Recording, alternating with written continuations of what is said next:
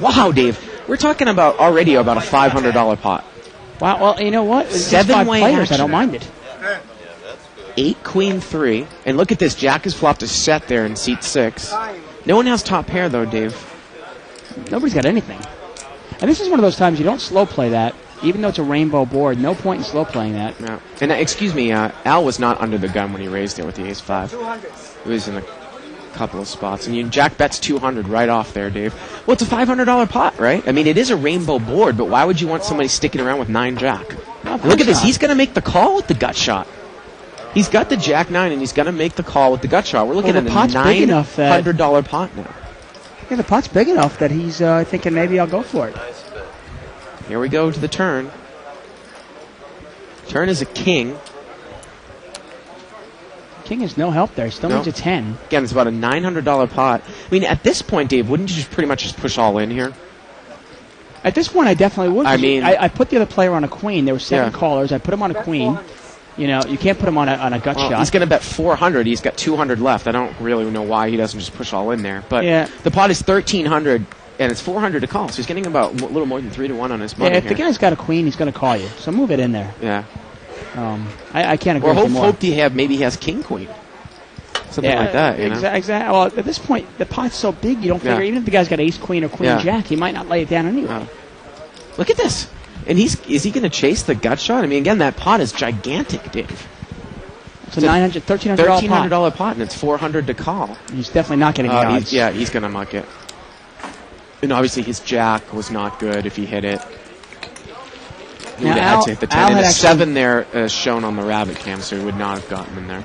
Al actually raised it in the small blinds with ace-5 spades. Still very questionable. $70 raise and get 7 calls. No, he was out in the field there, Dave. I think he was in third position. Al in seat 7. The button now is you are right. You are right. Alan there. Yeah. There's something in front of Jack. I thought it was a button. And I was wrong. Tasty cakes. Trying to think of that Philadelphia soda that you can buy too around here. We have like some special shops in LA. Some of them, I don't know if you've ever been to the place. It's called South Street. South Street, where is it? Well, there's one in Westwood. There used to be one in Hollywood. I think there might even be one in Burbank. But, really? Okay. Check it out. You know, it's genuine Philly cheesesteaks, tasty cakes. Maybe some of our viewers out there can help me with the name of that Philadelphia local soda that I'm trying to think of. I remember I hung out, I used to go to Philadelphia. Dr. Brown's, Isaac says. I don't know if that's right. See, one's got pocket kings here, and he's going to, look at it, he's going to only raise to 20 there, Dave. Again, I don't really, he doesn't want us to make fun of him, but why would you raise to only 20 there with 3 limpers in front? It just doesn't make a lot of sense. You're not going to drive anybody out. And now you've got a 5-way pot. No, without a doubt. Yeah. Jack 10-4. Mark has flopped an open-ended straight try here. Yeah. Ed has got a 4, seat 9. Look at this. Ed's going to bet on the 4. Go get him, Ed. Well, he's going to bet $50 here, seat 9, and Hassan there raises to 200. And he got really lucky on this one, Dave. I mean, making a raise to 20 in that spot is almost like playing pocket kings again in a limped pot. Like, he's making this raise here, and he got lucky, but he could easily be beat. It's like having 5 limpers in the hand, you know? Yeah, without a doubt. And look at this. Oh, my goodness. This is incredible. And then Mark actually folded the open-ended straight try. Yeah. So here we go to the turn. The turn is a jack. That's a scary card. Oh, yeah, it's got to be scary for Hassan. Oh. And he's going to push for 500 here. About 600 there. You wonder if Ed, if Ed's making that call with Queen 4, he's probably not capable of making a move. But if he pushed there on the turn, it would be... Well, you can't check and call there. Yeah. But Ed should have, in this case here, Ed was supposed to have like either King, Queen of Spades, open-ended with a flush draw. Yep. Queen 9 of Spades, something like that. Yep. Or a Jack for sure. Yep. And a King there. King in the rabbit cam, Shown on the rabbit cam.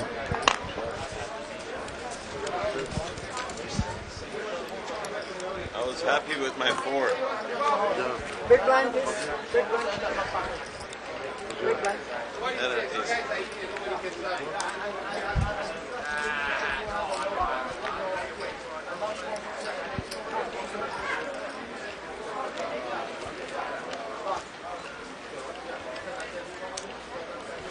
And once again, we are live at the bike. I'm David Tuckman. I'm here with Bart Hansen. Just saying hi to everybody over there at 2+2. If you guys can hear us, just let us know you can hear us. We're curious. A little shout out to you, shout out back. We'll be checking out the 2+2 thread to see if you guys can hear us, actually. Whoa, we're back here, Dave. Look at that. How's everyone doing out there tonight? Sorry about the technical difficulties that we've been going through. We kind of had some stream difficulties in the beginning. Then we realized, thank you to the gracious people out there on 2+2, that we had some audio difficulties. But we're back on. Oh. And after this hand, we're going to go around and introduce the table.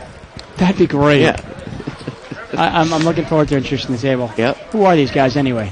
So let's do that real quick there. Seat number 1 there, we've got Hassan. Seat 2 is the ever-lovable Alan. Seat 3 is Vic. Seat 4 is Mark. Seat 5 is Safe. Seat 6 is Jack. Seat 7 is Philadelphia Al Barberi. Seat 8 is V, and seat number 9 is Ed.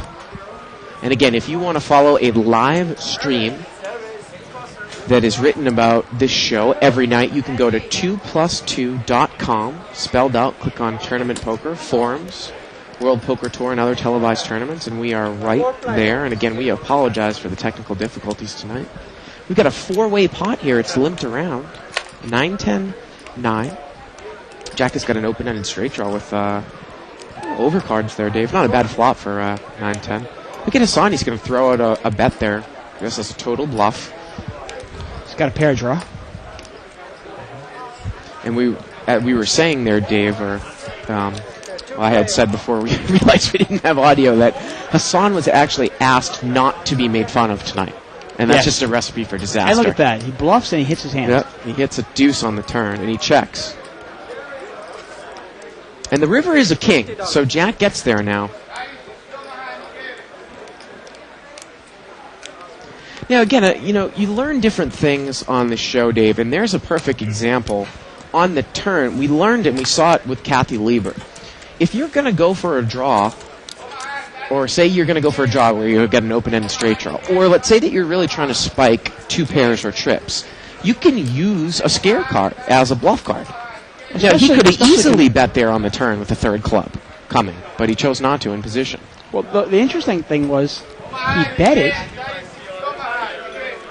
He bet it when he had nothing. Then he got there, decided not to bet, and he gave the pot away.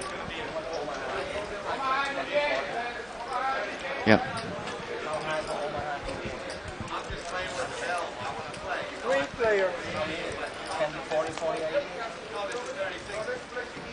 Eight, 10, ace here. And that's Ed. Betting right out. He's got middle pair there. He's going to take it down. The button is in seat 7. The blinds are 5 and 10. And we are live at the bike. Yep, live at the bike. Yeah, I was saying, Dave, before we didn't have audio, Philadelphia Al Barberi there. I was saying that, you've got your Philly cheesesteaks, your tasty cakes, and then your Philadelphia soda that I can't remember the name of. How about the Wawas? Wawas, what is that? I know they're in Cherry Hill in Jersey, down southern Jersey. Yeah. Near Philadelphia, and I'm pretty sure Wawas are in Philadelphia as well. It's kind of like a local 7-Eleven, but there's like one every block. You literally cannot fling a dead cat without hitting a Wawa's. Seat 7 here has raised.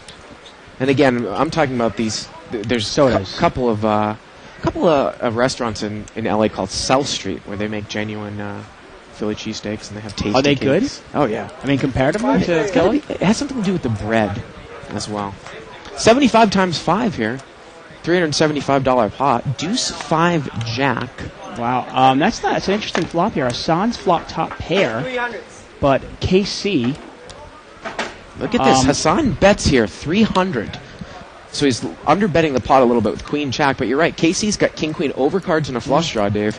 Oh, he's going to lay it down. Now, interesting enough. Oh, excuse me. Yeah, KC has got the King Queen, and he makes the call. He makes a call. Makes the call. It's a strong hand. Well, the turn is an 8. Now what do you do? 430 more.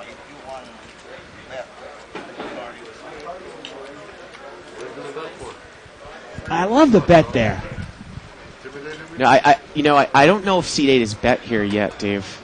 Or was he just showing it to him? Oh, okay. I think he's shown it to him. Yeah, it goes check here on the turn. Wow. And the river is a 9. All in. And now Hassan moves all in with Queen Jack. I don't understand that at all. No, why? I got to tell you, if I have top pair and it gets checked to me on a board like that, Jack 5 deuce. Just check it down, right? No. I'm talking about why not Or value bet Why not bet the turn?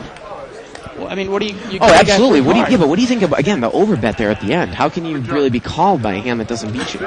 Unless maybe you think the guy has a weak Jack, I guess. But yeah, the only hand you can beat is Jack 10 there. Right, Jack 9 or Jack 8 hits. Yeah. Compare. Jack 7, Jack 10, something like that. Yeah, I remember it was $75 before the flop, though. Right, yeah. So.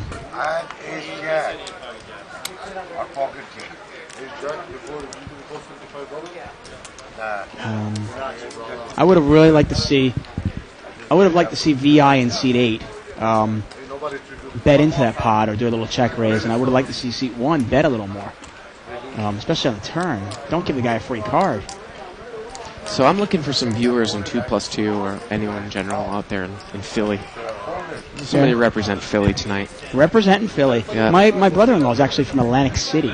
Yeah. And very much Philadelphia, and talks about those sandwiches all the time.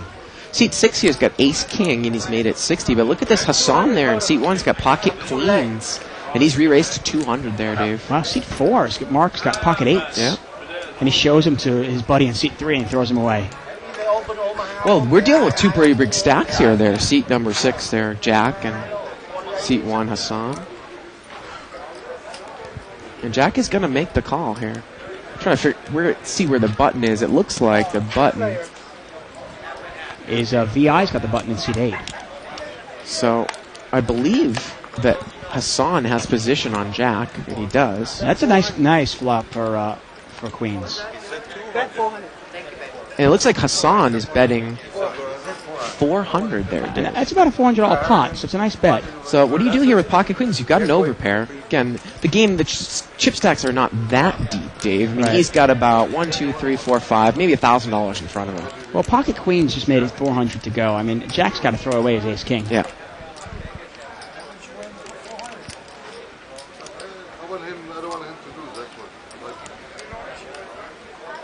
You got to realize It's interesting if the rules were reversed, where the guy had Ace King betting into Jack with Pocket Queens. Do you just kind of push in with an overpair here when someone bets into you? Well, depending on how much your stack is, Yeah. that kind of flop's certainly not scary. Yeah. Jack 4 deuce. If the guy's got Ace Jack, great. Of course, he's got Kings or Aces. You're in big trouble. Yeah. And Ace King is going to lay it down there. And they show each other. What gentlemen?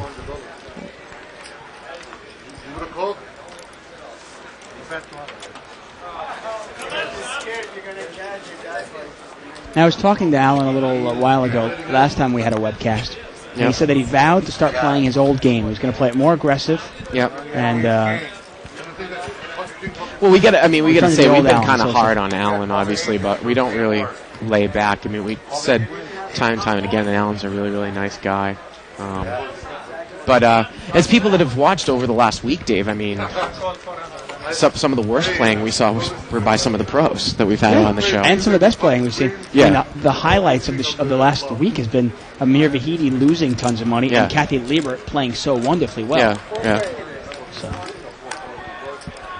Four-way action here. Ace-8 deuce here. Ed has got top pair, seat 9. But KC is going to bet here on second pair in seat 8, and seat 9 is going to raise.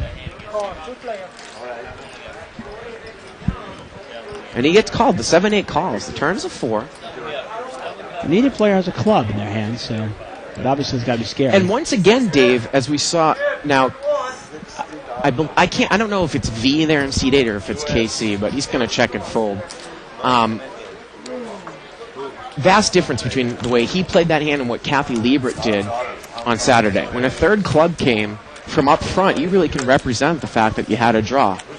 Of and he course. could have bet there, and he probably would have. Well, I mean, Well, against if a you weak put your ace. opponent on an ace, if you Yeah. put your opponent on an ace, well, your opponent's trying to think of what you have. Yep. Represent. Why not? Yep. Well, we've seen 2 times now. VI obviously had a draw the first time in there, just had second pair, and both times pretty much check and called, and then meekly threw away his hands. Dave, football season's around now. I can just feel it. Feel the energy. Feel it in the air. Yep. Feel the energy. And you guys picked up Ty Law. Yes, we did. Ty Law wearing a Jets jersey this fall. Philadelphia Al raised there with the ace-jack to 60, and he got called by King 7 suited and Queen 8 suited, both of hearts. Look at this. Trip kings right off the bat for Ed and seat 9. Well, Looks like it's a rainbow board. Bet 100. And Philly Al's going to bet 100 here. 300. Raise. Wow. Look at that. And Ed, I believe, he's going to raise there with the trips. And it's actually 2 spades on board. And he's going to take it down. Wow. It's a big raise there. Again, I say wow because Most people I still don't play that. well, it's not the good players, but again, I don't know if we had the audio for that hand, but this guy had called down with a bottom pair. I don't know, about 20 minutes ago, Yeah. with Queen 4. So Right. usually it kind of tends to Well, relate I to actually- the strength of the player, Dave, Right. and I actually weaker don't players like won't that raise raise, that. to be honest. Only because, I mean, if you're going to raise, first of all, raise the minimum, because you want to get your information as cheap as possible. If the guy's got a king, he's going to call you. Why do you have to bet 300? Yeah, If he you doesn't would have a like to king, he's raise gonna to throw it away. 200, right? Raise the minimum. Yeah. I don't even mind the smooth call because he has position on him. Of course, I lost a big pot to you on Sunday like that. You flopped Yeah. trips. I flop trips and I Yeah. raised the minimum to you. Yeah. I wanted to keep you in there. I didn't Yeah. want to, if I make it 500, well, then you got to really make a decision. Pocket jacks here for seat 3, and he's going to raise it up. Looks like he's made it 80. Wow, Philadelphia Al is going to call here, it looks like, with Queen Queen 10 10 off. offsuit. Boy, I don't know about that. Yeah, And Hassan is in there with Queen 9 offsuit. and there's no way And a look at queen's going to this, come a out. queen comes on the flop. Queen 4-6.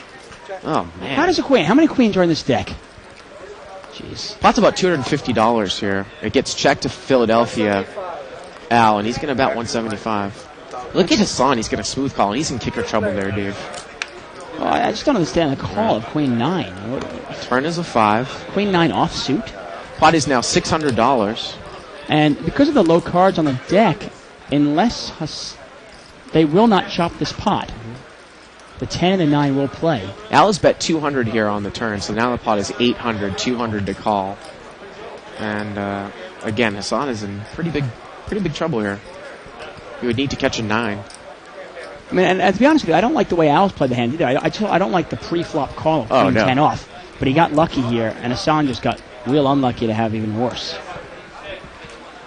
It looks like Hassan's going to make the call, so we're looking at a big pot. It's $1,000 now. See the river. Oh, river's an ace. It's going to be scary. Scary for both of them. I believe that Philly Al checked. 400. And look at this. Hassan's going to bet 400 here. And And Al's going to call. And Al called it, I believe. So Al's going to take down an $1,800 pot there, Dave. Can't play. How Again, much money did Al have?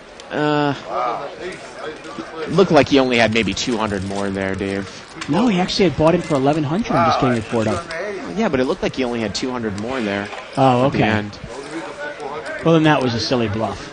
Yeah, it was a silly bluff, and again, it might be one of those times where you might just check it down, or if you are going to use that ace as a scare card, you can't bet $400 into a $1,500 pot, which is basically what he did. Well, that's what I was looking at. I Yeah. was trying to figure out what Al had because I'm going, if you want to use that ace as a scare card, if you put the other guy on King Queen or King Jack, Queen Jack, Queen Jack or King Queen, and you want to use the ace as a scare card, and you bet $1,200 into it. Right. It's a tough call for Philadelphia Al there, right? Yeah. Real tough. But $400 into a $1,500 pot, he's going to call that every time.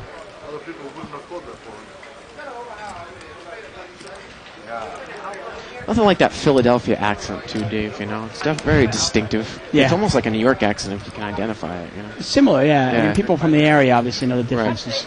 People from the area can tell the difference between a Staten Island accent and a Queens accent, or a Philadelphia, Atlantic City, or whatever it is. Wow, look at this. Hassan limped with ace-8, got raised on the button. He's going to call with ace-8 offsuit. Now, again, Dave, we usually talk about no-limit hold'em. It's not so much a pre-flop hand selection game like limit hold'em, but you still have got to know we shouldn't be coming in with hands like this. Yep, here we go. Ace-6 jack. Both players have hit top pair. Vic just loves to play these really small ones here. And this might still be a chop pot. And it looked like it went check there, Dave.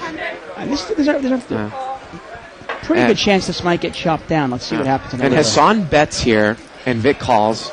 The river is a 7, and it's not going to be chopped. And now it's a $200 bet here on the river, and Vic is going to call. And Hassan gets rewarded for some pretty questionable play there with the ace-8, and he's going to take it down. Yeah, now his kicker's going to play. Yeah, wow.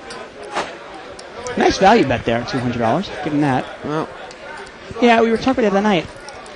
When I was playing against you in that no-limit game and you raised, I called you a 3-5 of spades. Yeah.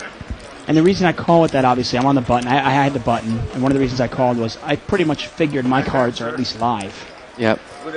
But in the case of calling, when you're calling with Queen 10 or Ace Rag, your cards might not even be live, which is what scares you.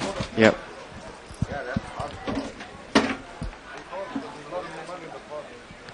Well, here we go. We got a Philly representer here. There we go. And it looks like it's real because his handle name on 2+2 is Eagles114. So there you go. There's a shutout Philly representation. And actually, Jive Dadson has written that the name of the soda that I was thinking of was Hank's Cream Soda. And Hank's Cream. Well, cream soda is a big East Coast thing. yeah, So yeah. This pot looks like it's limped around here. And seat number 7 there, Philly Al, he's got pocket jacks. Was he in the blind and he chose not to raise? Maybe he's just trying to hit a set here. Yeah, he was in the big blind. So he's playing it conservatively. yeah, well, as long as he doesn't lose a lot of money on the pot, it's okay. Queen deuce 7. Well, I assume that he's going to leave now. He's going to leave the pot. Now Ed's betting 50 here with Queen 10. Look at this. Hassan's called with the King 3. Is he going to set a move up there, Dave? King 3, backdoor flush possibility. Well, maybe if he picks up a draw or uses a third club as a scare card, but... Yeah, let's see if he uses that club, if he hits it. And Al gets away from pocket jacks. See the turn. Well, there's the third club. Turns an 8 of clubs. I'd love to see a raise here by Hassan. Let's see what he does. And Ed is bet 50. And if Hassan doesn't want us to make fun of him tonight here, he better not just call, Dave.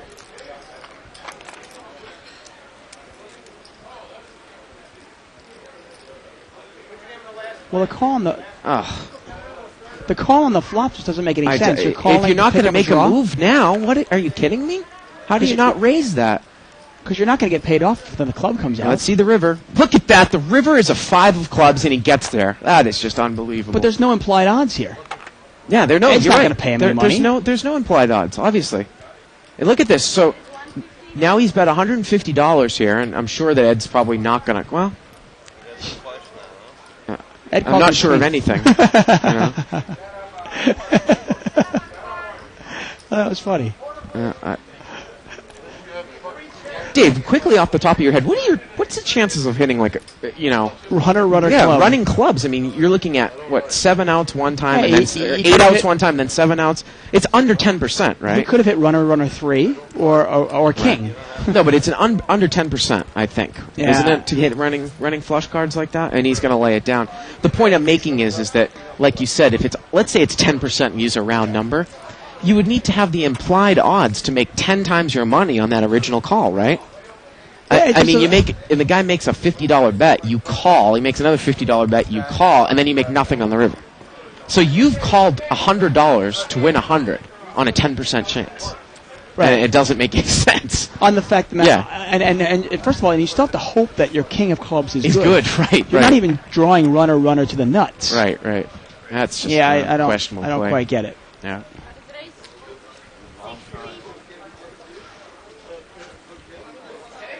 Wawas, there it is. Yeah.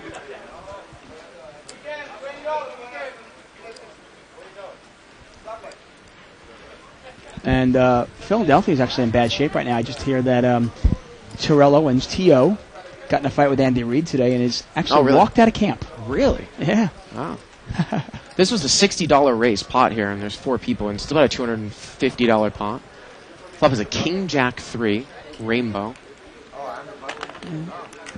Hassan's picked up a pair with a pair. That's it. Sorry. A couple of gut shot draws there.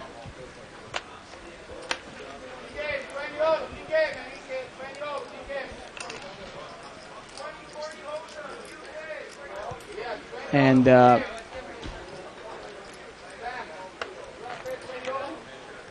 it gets checked around there, Dave. I don't know why that took so long, but yeah. A 3 comes on the turn.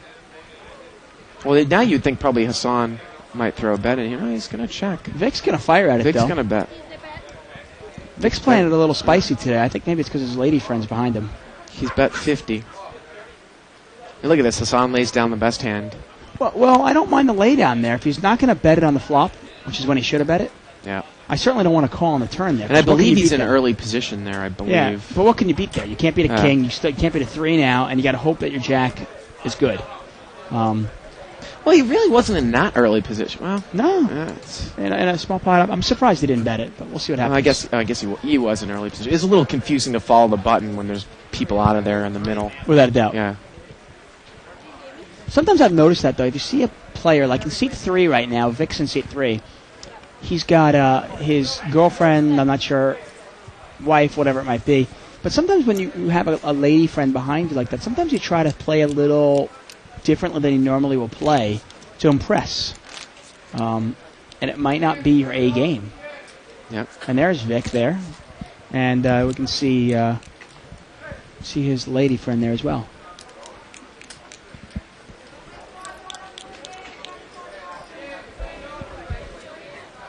And we just got word that her name is Justine.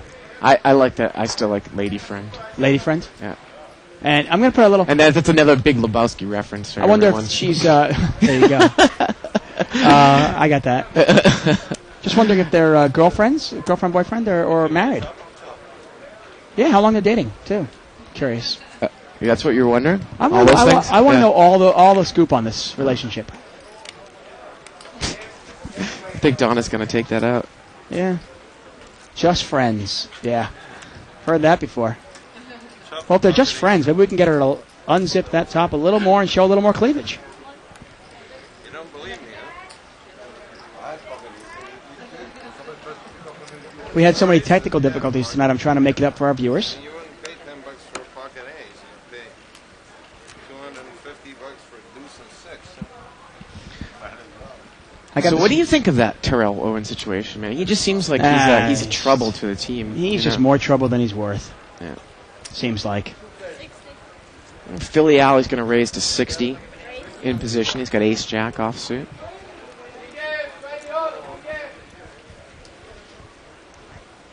I got this great memo from our producer asking me to lighten it up a little bit, so I'm just doing the best I can. Philly Al's going to get called in a few spots here. Look at that. High cards are represented here. He does have the best hand, though, going in. Obviously, an ace or a jack hits. He's all good. 4-8-8, couple of spades. No one really has anything, obvious. Let's see if Al continues to bet here. One thing pretty consistent with Philly Al there, if he raises pre-flop and it gets checked to him, he's going to bet the flop. He's going to take it down. And that's a $250 pot right there, Dave. He's actually one of the rare cases that I wouldn't mind if, let's say, he raised pre-flop and I call him and I hit my hand, I might check raise him. And like I said, you and I both agree with the fact that generally it's good to bet into the raiser. Right. But Philly Al has shown that he will always bet. Well, I think that kind of, is representative of a more, like you said, a tournament style. Now, Yeah. Philly Al is like a tournament player. He's got the Legends of Poker shirt on there. And Wow, 1984. Or is that okay. established. Established. Oh, I thought it was a 1984 shirt. I was like, wow.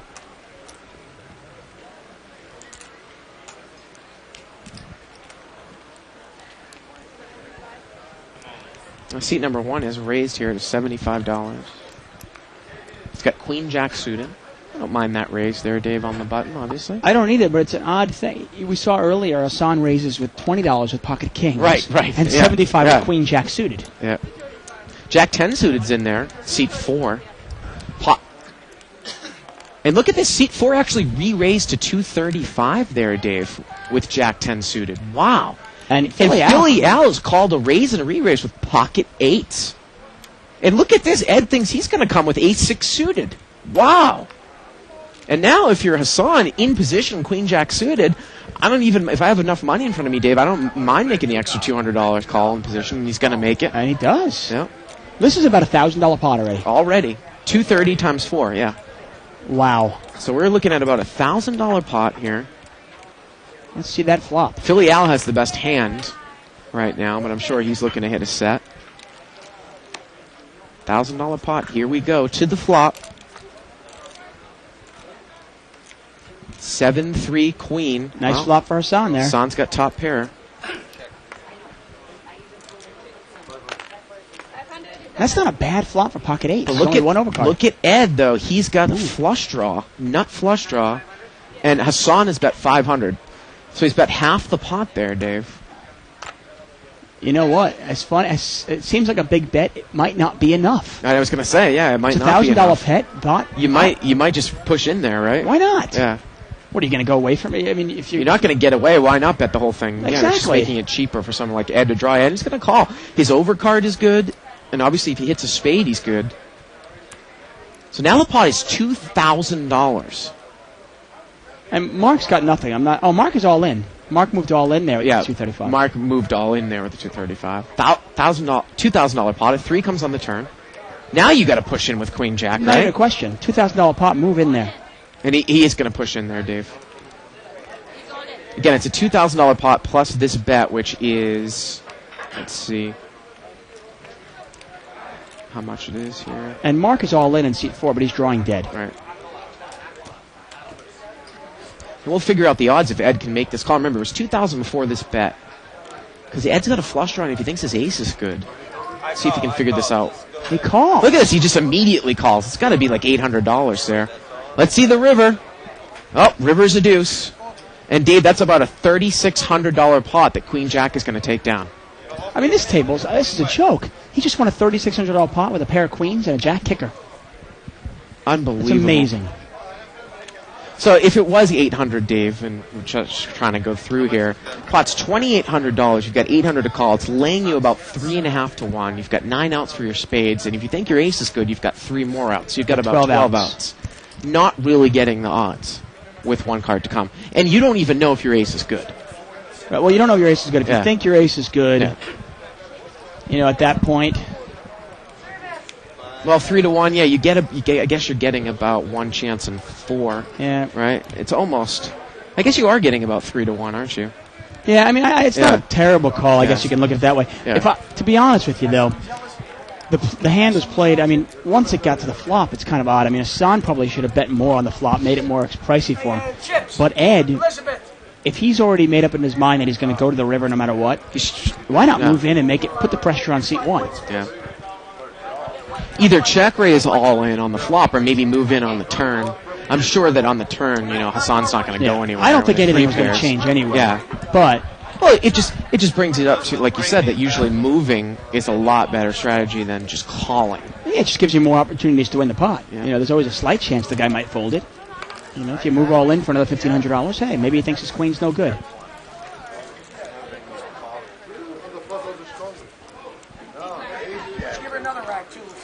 And there you go, Hassan. Can't make fun of him now. He's got $4,000 in front of him. Oh, it looks like we got a new player coming in there. Is that a new player there in seat 8? That is a new player. Yeah.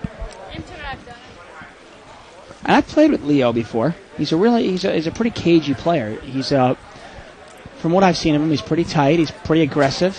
Let's see how he goes.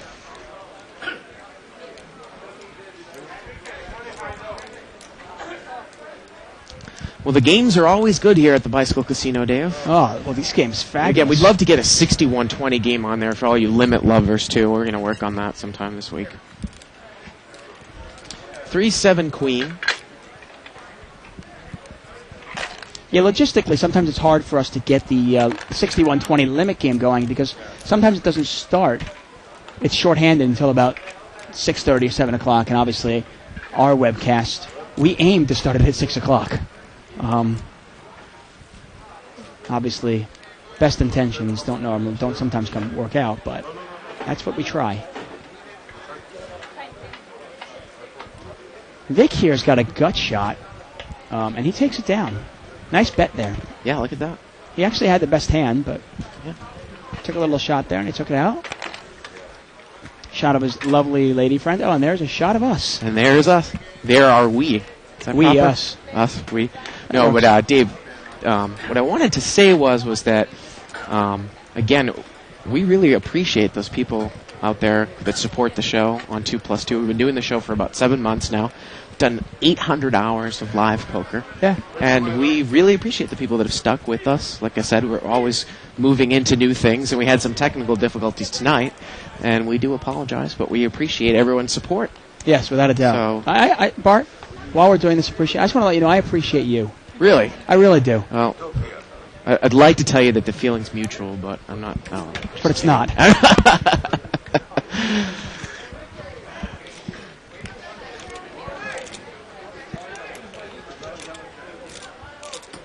And they're safe in seat 5. He's got the old king 3 of spades, and he's thinking about it. And seat 6 is a new player. Actually, Jack stepped away. We've got silver hair and the visor man there. We'll get a name for him, though, pretty soon.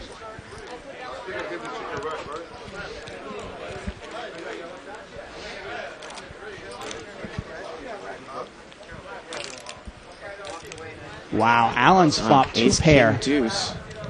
Allen's got top and bottom there. See how he plays it. He said that he's going to be aggressive. No Well, one he's really in has position. an ace. But look at this. I believe somebody bet. Seat 6 bet $10 there, Dave, with a wheel draw, and Allen's going to raise it. And Allen's going to take it down. Seat 6 is a new player. It's Jim. Yeah, Jim was betting his gut shot there. He had 4-5. And Allen takes it down. And actually, somebody on 2+2 was talking about backdoor flush odds, Dave, and I was just running that off the top of my head. This is RHEAUME. What did that guy have? Rahum? Rahum. Flush odds are actually more like 5% for runner odds. It's about 21. Runner, I flush think. cards? Yeah. Well, right, and you were obviously also thinking of the king possibly. Right, and right, runner, right. 3. And Right. if you calculate it all, it was probably, 8-9%. To make something that would beat exactly. the other guy, yeah. Will sell wife for beer. Oh, I got to get that shirt. That's a great shirt. Gee, that's my new And look hero. at this, the beer man there in seat 6, he's got pocket kings. So will sell wife for pocket kings. Yeah.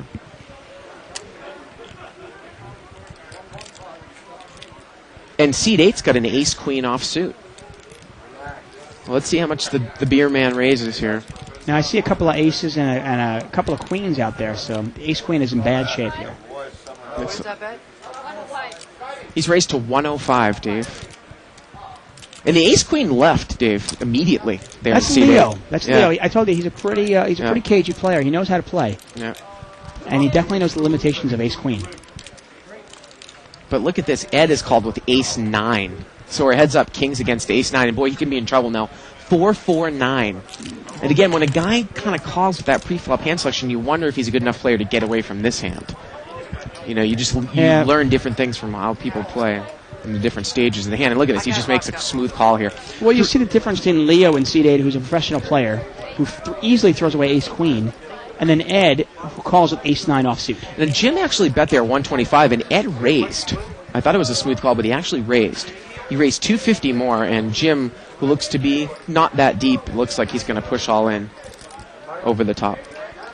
And Ed looks like he's going to call. well, he's kind of pot committed himself. He has no gonna call. choice now. So we're looking at a $1,000 pot here. Whoa, look at that. The turn is a 9, and he's picked up trips, and Ed is sucked out. That's got to hurt there for Jim there in seat 6. Ugh, that's a horrible beat. That is really horrible. Unbelievable. That's just That's a $1,000 difference there, Dave. It's the difference between winning. Well, actually, it was even more than that. It was more. I mean, that's it's another like a $475. $1,400. Yeah.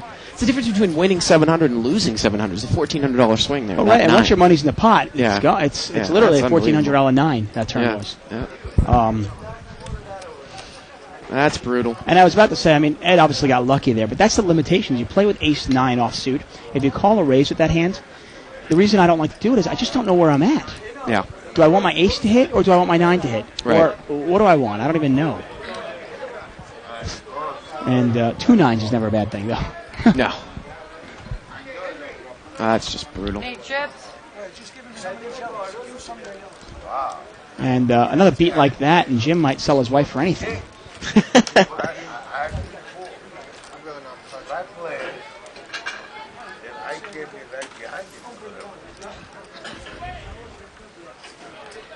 Now, Philly Al there in seat 7, his nickname is Sugar Bear. I know there's a song, Sugar Bear, isn't there? I think there is. I'm pretty sure of it. Look at this. He said he plays professional baseball. Professional baseball, wow. Actually, I think I remember hearing about his story. I think he left the poker scene. He was in the tournament scene for a while, left to play professional baseball in the independent league for a while, and then came back to professional poker scene, the tournament scene. Yeah, he was saying that he was playing in the Atlantic League out of Camden. He played for the Camden River Sharks at the age of 44, and he was the oldest player as a pro. He broke the Atlantic League record to become the oldest player The oldest player to get a hit? Ever played. Or actually to play the field, it says. At least to play an inning in the field. There you go. He became the oldest player in the Mid-Atlantic to get a hit. Yeah. Well, there you go. Wow.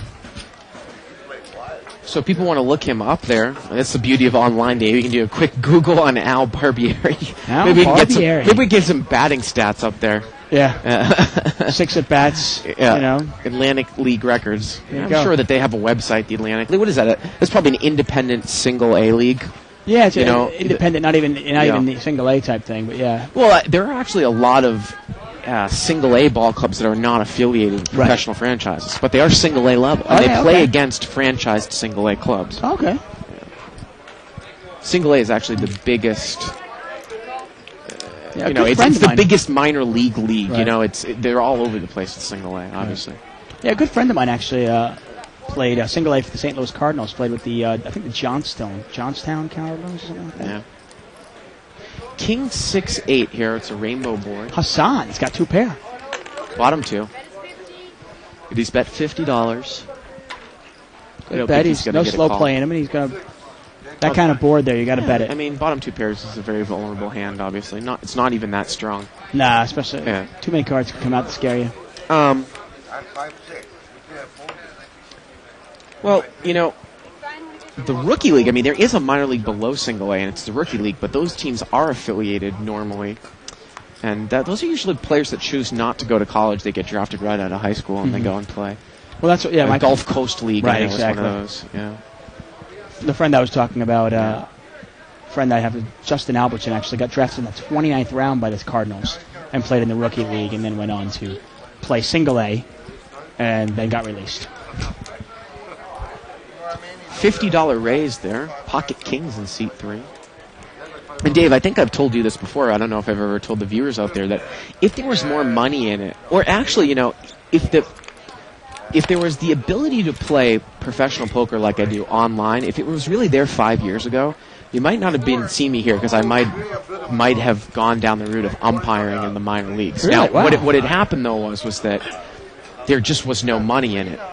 I mean, you're talking about making $1,000 a month, and without any guarantee that you're going to move up. I mean, once you get to the majors, you make a couple $100,000 a year, but that's a long road up. I mean, it's going to be 15 years in the minors. Now, if you had something like this where I could go around with a notebook computer and make my own money, I know I enjoyed that so much that I might have considered it.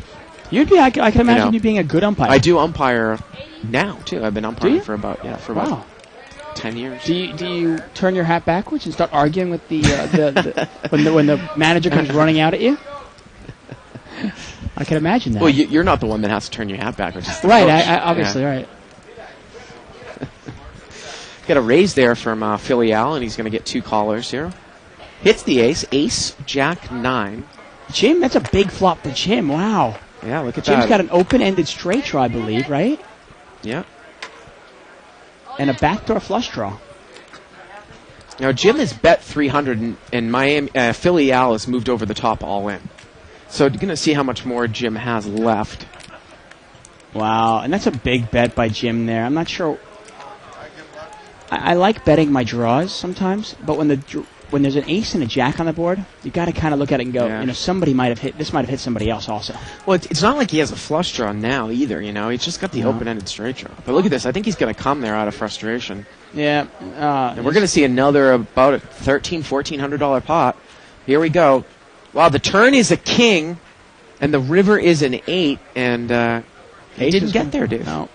Did not get there. And look, just like that, Jim's dropped about $2,000 there in about 5 hands. And now he's going to get up, and I think he's done. There you go, another satisfied customer at the Bicycle Casino.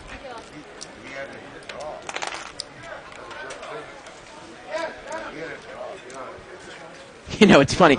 Announcing here, Dave, gives me a new appreciation for announcing, in baseball, because sometimes I yell at the TV, because it doesn't seem to me that the announcers know a lot of the rules of baseball. Right. A lot of the rules of baseball are never really brought out, because it's an interesting situation, because, you just kind of play the game, and it's not like football where you really need to know all the rules to be a referee. Baseball, you could just kind of wing it almost sometimes. Right. And there are interesting situations that are always happen during the game that, try to figure out if the announcers actually know what they're talking about when it comes to, rule situations. Right, I can understand that, yeah. Well, baseball, they say baseball is the thinking man's sport, so. Limp here. We're playing on a short table, 6 people. It's a $40 pot. I think there's an ace on almost every single flop. It's amazing. Flop is an ace, 5, looks like 10, and I believe Allen's flopped top 2 pairs here. And he checked it. Or up and down, excuse me. And Allen has bet 75 now. I believe the flop got checked around. And nobody's got much of anything. Allen's going to take it down. Allen's flopped 2 pair twice now in the last 15 minutes and got no action on it. Yeah.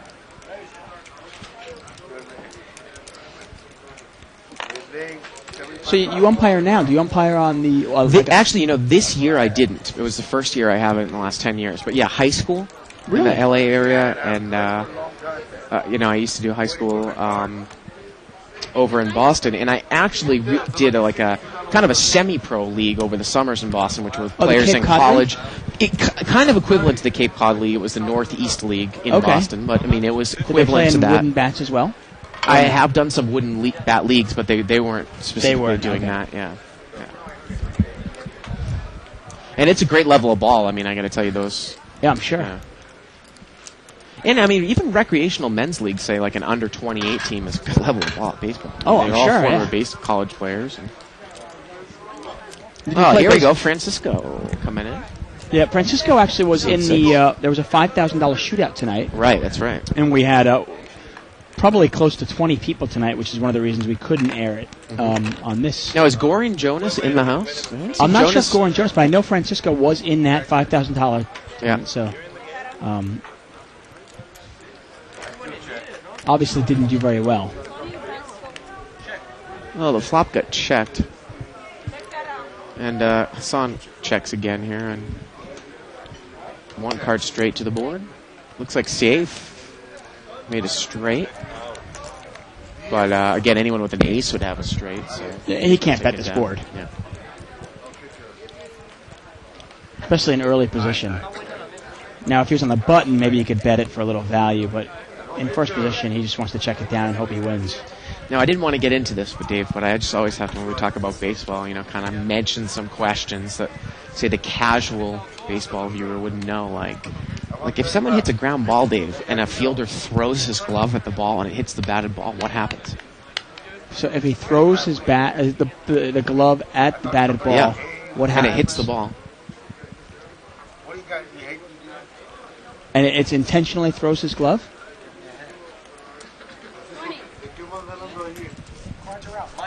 Yeah. I don't know. Maybe someone else there will figure it out. I don't know. I always use that question as kind of a starting point. It's a good question. I honestly don't know.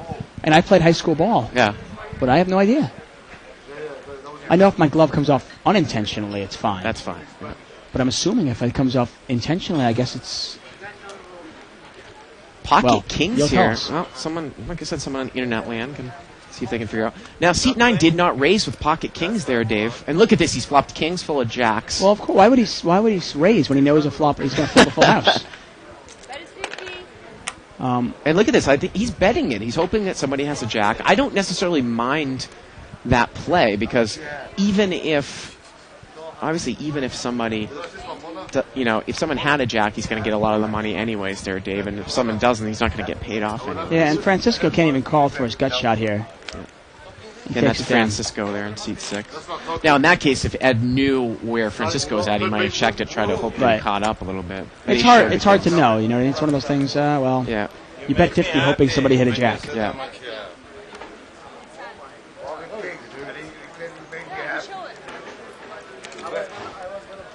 I was trying to flop.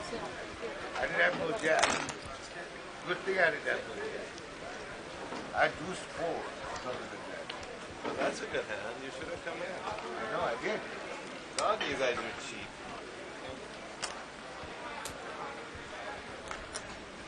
And sometimes when we talk about the best hand, obviously it's not necessarily the hand that has the best percentage of winning the pot. Sometimes we're just looking at it if there was no flop. Yep. Well, obviously, in any hand, a pair is better than no pair. Well, you can have them, but you got to come in. But what kind of hand I might want to take multi-way is different. And look at this. Al has flopped a straight here. Al and Philadelphia Al, and he throws $25 into the pot with his straight. Not quite the nut straight. Now, if a 4 comes, Leo there was going to make a higher straight in seat 8. Yeah, and he gets called in a couple of spots here. Yep. Leo calls and Ed calls. Wait, what is Ed doing there, Dave? Well, he's got a straight draw and a backdoor flush draw. Yeah. Look, there's the 4 right on the turn, and there's Leo's card there in seat 8. Well, this is funny now. Can Ed get away from it? He's got the bottom end of the straight. Well, so does Al. Now all Al has the bottom end of the straight. I mean, that was a horrible card for Al. And what do you do if you're Leo? He's bet $60 here. Well, it's totally a rainbow board. Yeah, do you really want to raise it here because you want to leave the guy in behind you? Well, and that's what he's going to do. He's going to smooth call there, Dave. And Ed is going to call. Now on the he's going to raise. Wow, he's raising with the deuce. He's raised to 300. And now you're thinking, is the guy in there a 7-8? Now look at Al. Look, Al wisely mocks and he's disgusted. Well, 7-8's not a bad hand there because 7-8's open-ended. Right. 5, 6, 7, 8. I mean, it's not a bad hand. But Leo looks like he's going to make the call. This is the first time we've seen him play all night here. Well, this is tough. I mean, this is honestly a pretty tough call for Leo. Leo's looking at it going, okay, well, what kind of hand might he raise with? And again, and I don't mean to be too personal, it's, from my impression, the way that I've seen Ed play tonight, Dave, it's not that he's making an incredible move, but look at this, Leo, is he coming back over the top? He is, he's raising at the minimum. He's come back over the top. And Ed quickly calls there, Dave, it looks like, with the deuce. And Ed is drawing this dead. Is unbelievable. He can tie. That's all he can do, Ed. 7. I mean, this is just some hard... I was going to say, just because we've seen the way that Ed's played, he's not making an expert move there. He's just raising because he thinks he has a straight. He's not trying to raise someone off a 7. And that is incredible. We're looking at, again, about a $1,500 to $2,000 pot. And I wouldn't worry about taking it. $900 a piece here on this It was actually a $300 raise, a $300 re-raise, and then another $300 re-raise by Ed. So Ed actually re-raised again Yes. $300. And Leo just called this time. And now Leo's got to be thinking that maybe this guy really does have 7-8. Hey, why wouldn't you? Yeah. And the river is an 8. Well, that's and now he doesn't have to worry about it, Dave. No, now he's thrilled. Now he doesn't have to worry. And he's checked. And look at this. It gets checked behind him. And he's got to assume that the best he's got to at least to chop pot, right? Wow, that is just ridiculous. Leo has to assume this guy. I mean, I might have put the guy on like ace-7 of diamonds. Like I had the straight plus I had the backdoor flush draw, something like that. Yeah. Or 7-8. And Leo's got to be thrilled that he actually wins that pot because he probably thought that it was a chop. Pot. Now, if you're sitting there when the 8 comes on the river, I mean, what do? Do you like the fact that Leo just checked there knowing that he pretty much had the nut? So obviously the guy doesn't have 7-9. Right, no, obviously he doesn't have 7-9. The thing that scares me, though, is... I guess maybe he could have had 7-9, because 7 would have been a straight. And he could have had diamonds also. Oh, yeah. Which is somewhat scary. Yep. Yeah, and I wouldn't get worried about saying it's personal. It's not personal. This is poker. We're not talking about a gentleman the way they are in terms of their how. You're not taking anything personal level here. You're just talking about a poker play. And in that case that was a terrible poker. Oh, And that was just to call. horrific. Yeah, to call with the bottom end of a gut shot. Yeah. Then hit it and lose $900 on it. Like seat 5 is raised here with the ace-10.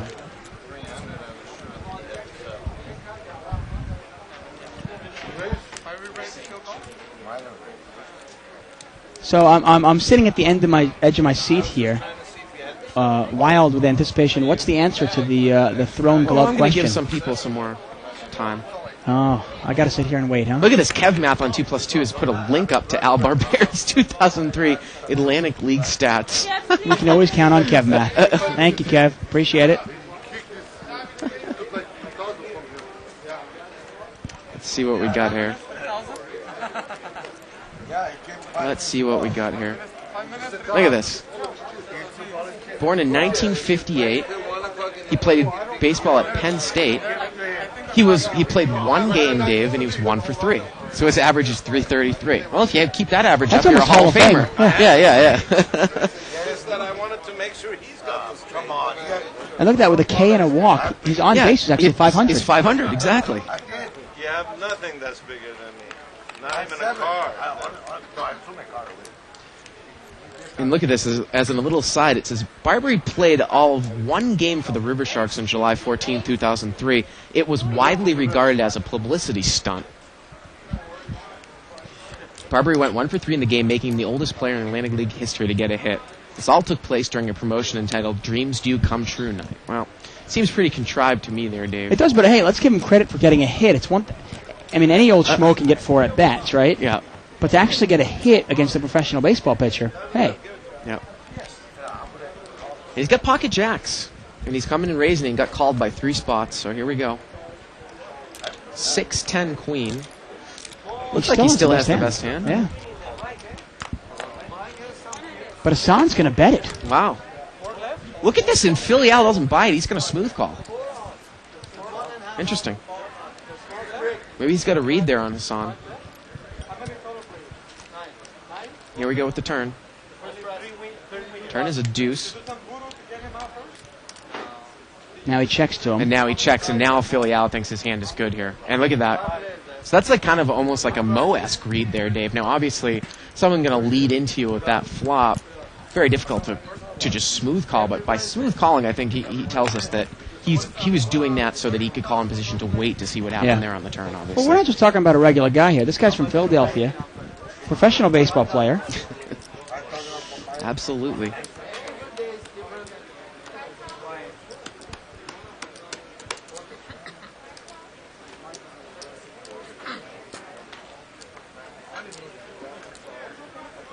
In other news, I saw a movie, terrible movie.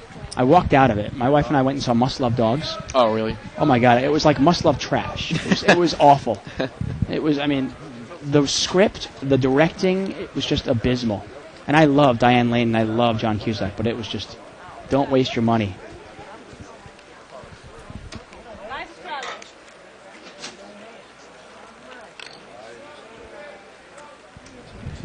Yeah, even worse than that, not only do I like the actors, I love dogs. I have 2 of my own. But the movie was just abysmal. So we try to create an all-around service here at the at Live at the Bike. And Jim is back in seat 4. He's obviously sold his wife. He's got more chips, and he's ready to play. And we actually have an answer to my baseball question. We'll get to it at the end of the hand. A couple people posted up answers, but somebody's right. An 8 comes on the turn here. It's a 3 suit there, Dave. Ace, deuce, 6, all spade.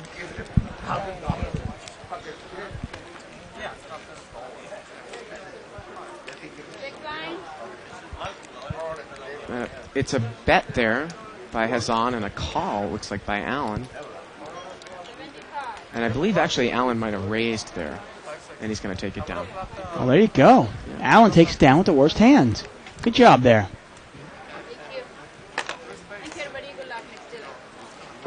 Well, like we said. Dave, you know what the real answer to that question is? So if you throw your glove at a batted ball, okay, and it touches the batted ball, you are First of all, the ball is not dead. You are protected up to 3 bases. At the end of the play, you get third base, or all runners get protected up to third base if they're forced. So if no one's on you, hit a ground ball, and someone throws the ball and hits the glove hits the ball. Play is not dead. You let the play run through, and then if you're not at third, you get moved up to third. You are protected up to third base. So it's kind of like it's all positive there for the offense. That's right. Now, if you do it with the thrown ball, someone throws and hits their glove at a thrown ball, it's all runners are protected up to 2 bases. Wow. Up to 2 bases. 50. And actually, someone actually wrote there, and I'm not a scoring expert in baseball, and this is Hitchy on 2+2, that it's actually scored as an error. It's a 3-best error, and that well could be. I'm not sure about that. Oh. Well, Jim's got pocket jacks here. Yep. And he decided to raise it up, and he's going to get called in a bunch of spots. Wow, 6 spots. We got a $300 pot here. Yeah. Ace, deuce, 10. And that's not a good flop for pocket jacks, but he still is in the lead. No, he's not actually. Alan's got the ace 9 there. Alan's And again, you question why Alan would call on the big blind after everyone else came and called, and you got pretty much an under-the-gun razor there. With ace 9 offsuit, Dave. Just one of those guys. He doesn't know what he wants. Excuse me, he's in the small Right, does he want his ace or does he want his 9? Yeah. And there's a bet there by pocket jacks. I think Alan folded. No, he's going to call. It was a $100 bet, and he calls. 2 players. So the pot's now $500. The turn is a 5. 300. Wow, Jim is going to continue to lead here. Oh. And Alan lays it down. Well, Dave, why do you play the hand if you don't know what you're going to do with it? That's why ace 9, out of position is so difficult to play. Most professional poker players, and I agree actually, I'll say that ace 6 through ace 9 are probably some of the weakest aces to play, and really bad hands because you cannot make a straight with them. Yep. Obviously using both cards. Mm-hmm. And you really never know where you're at. You're always guessing, am I in kicker problems? Yep. And if you hit your kicker, if you hit your 9, somebody might have an overpair. It's just a real tough hand to play. And you see there, Alan calls it, and basically throws $150 away. Ooh, pocket aces. The first time we've seen it tonight, seat 4. That's Jim, and he's the guy that just took you down there with the jacks. Yeah. Raise it. And he is looks like he's in the big blind there, Dave. Yeah.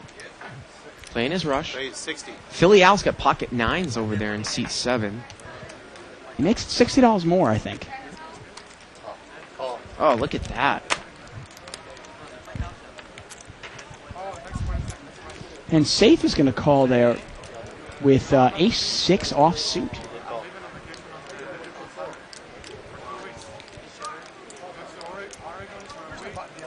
The button is right here in seat 2. Yeah, it is safe there in seat 5. He's got Yeah, the ace 6 exactly. offsuit. Francisco is actually in seat 6. And here we go to the flop. 5-way action, a $300 pot. King 4-5. Wow, Hassan's picked up an open-ended straight draw. Deuce 3, Dave. Yeah. Unbelievable. Now he's not in good shape here because needs one of the aces. Right, and aces leads for 300, and it's not going to get called. And look at that, Alan's coming in their 7-10 offsuit there on the button. We've seen Alan. Alan's only played about 10 or 12 hands. We've seen it with pocket kings, pocket aces, pocket jacks. You mean Jim here, right? Jim, I'm sorry, thank you. Yeah.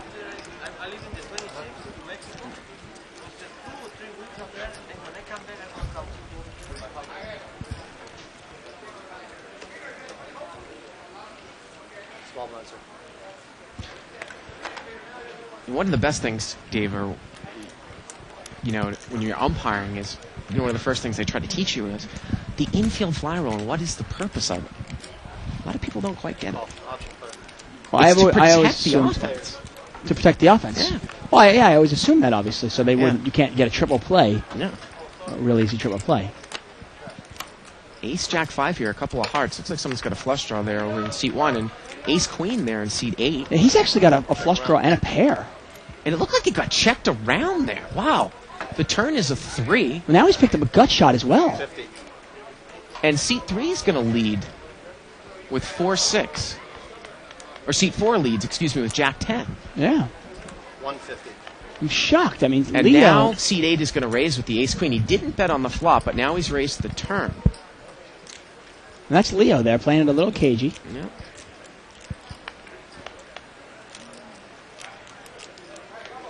And Hassan calls there. He's got the gut shot, he's got a pair, and he's got a flush draw. And Jim's going to lay down the jack. Yep. 2 players.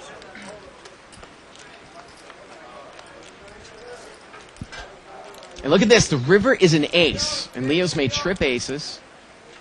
And you can see that draw there that Hassan had.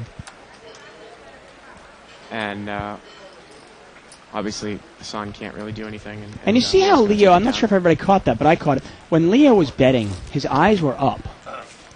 And there's Leo. His eyes were up as he was betting, trying to get a reaction from Hassan. Would you like the big one? To see, does this guy have a set? How much can I bet? Mm-hmm.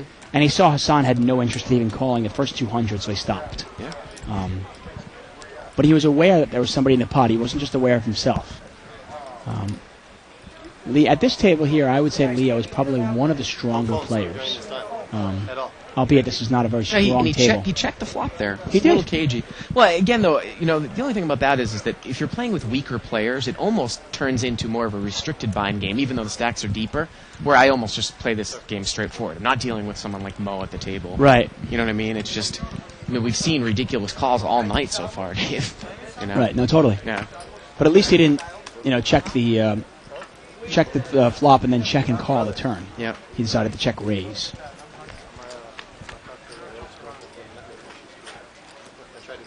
And, wow, they got some kicker problems here. Leo in seat 8 has got top pair with an ace kicker. And Jim in seat 4, he's actually got top pair with a king kicker. Yeah. And someone else is in there. And look at this full house there. Jack 4 safe in seat 5. Yeah, Wow. He's got kicker problems too, but unfortunately his kicker is paired up twice. Yep. And it looks like it was a $50 bet there on the flop. Once again, we are live. We're seeing it just like you are. So. And look at Leo. He's got the bet and the smooth call in there, Dave. He's got ace-jack, and he's really thinking about laying this one down, it looks like.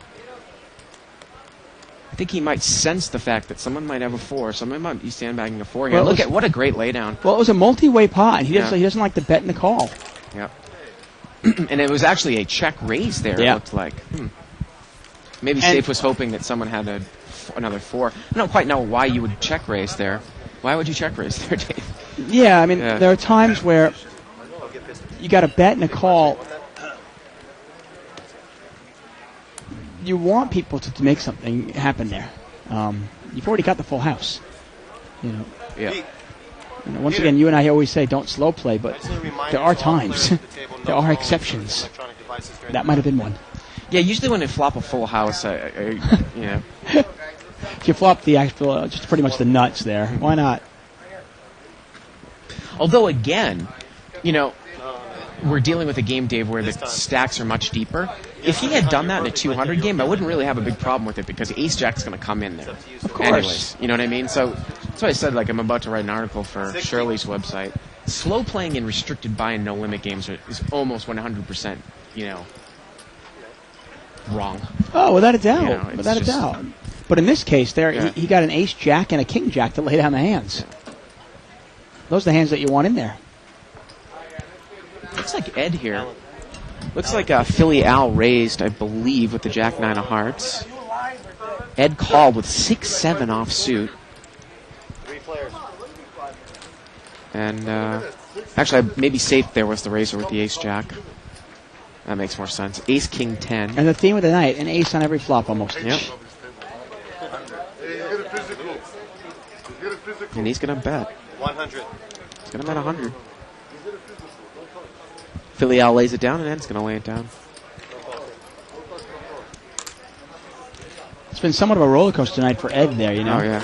We've seen him win a couple $1,000. We've seen him lose a couple $1,000.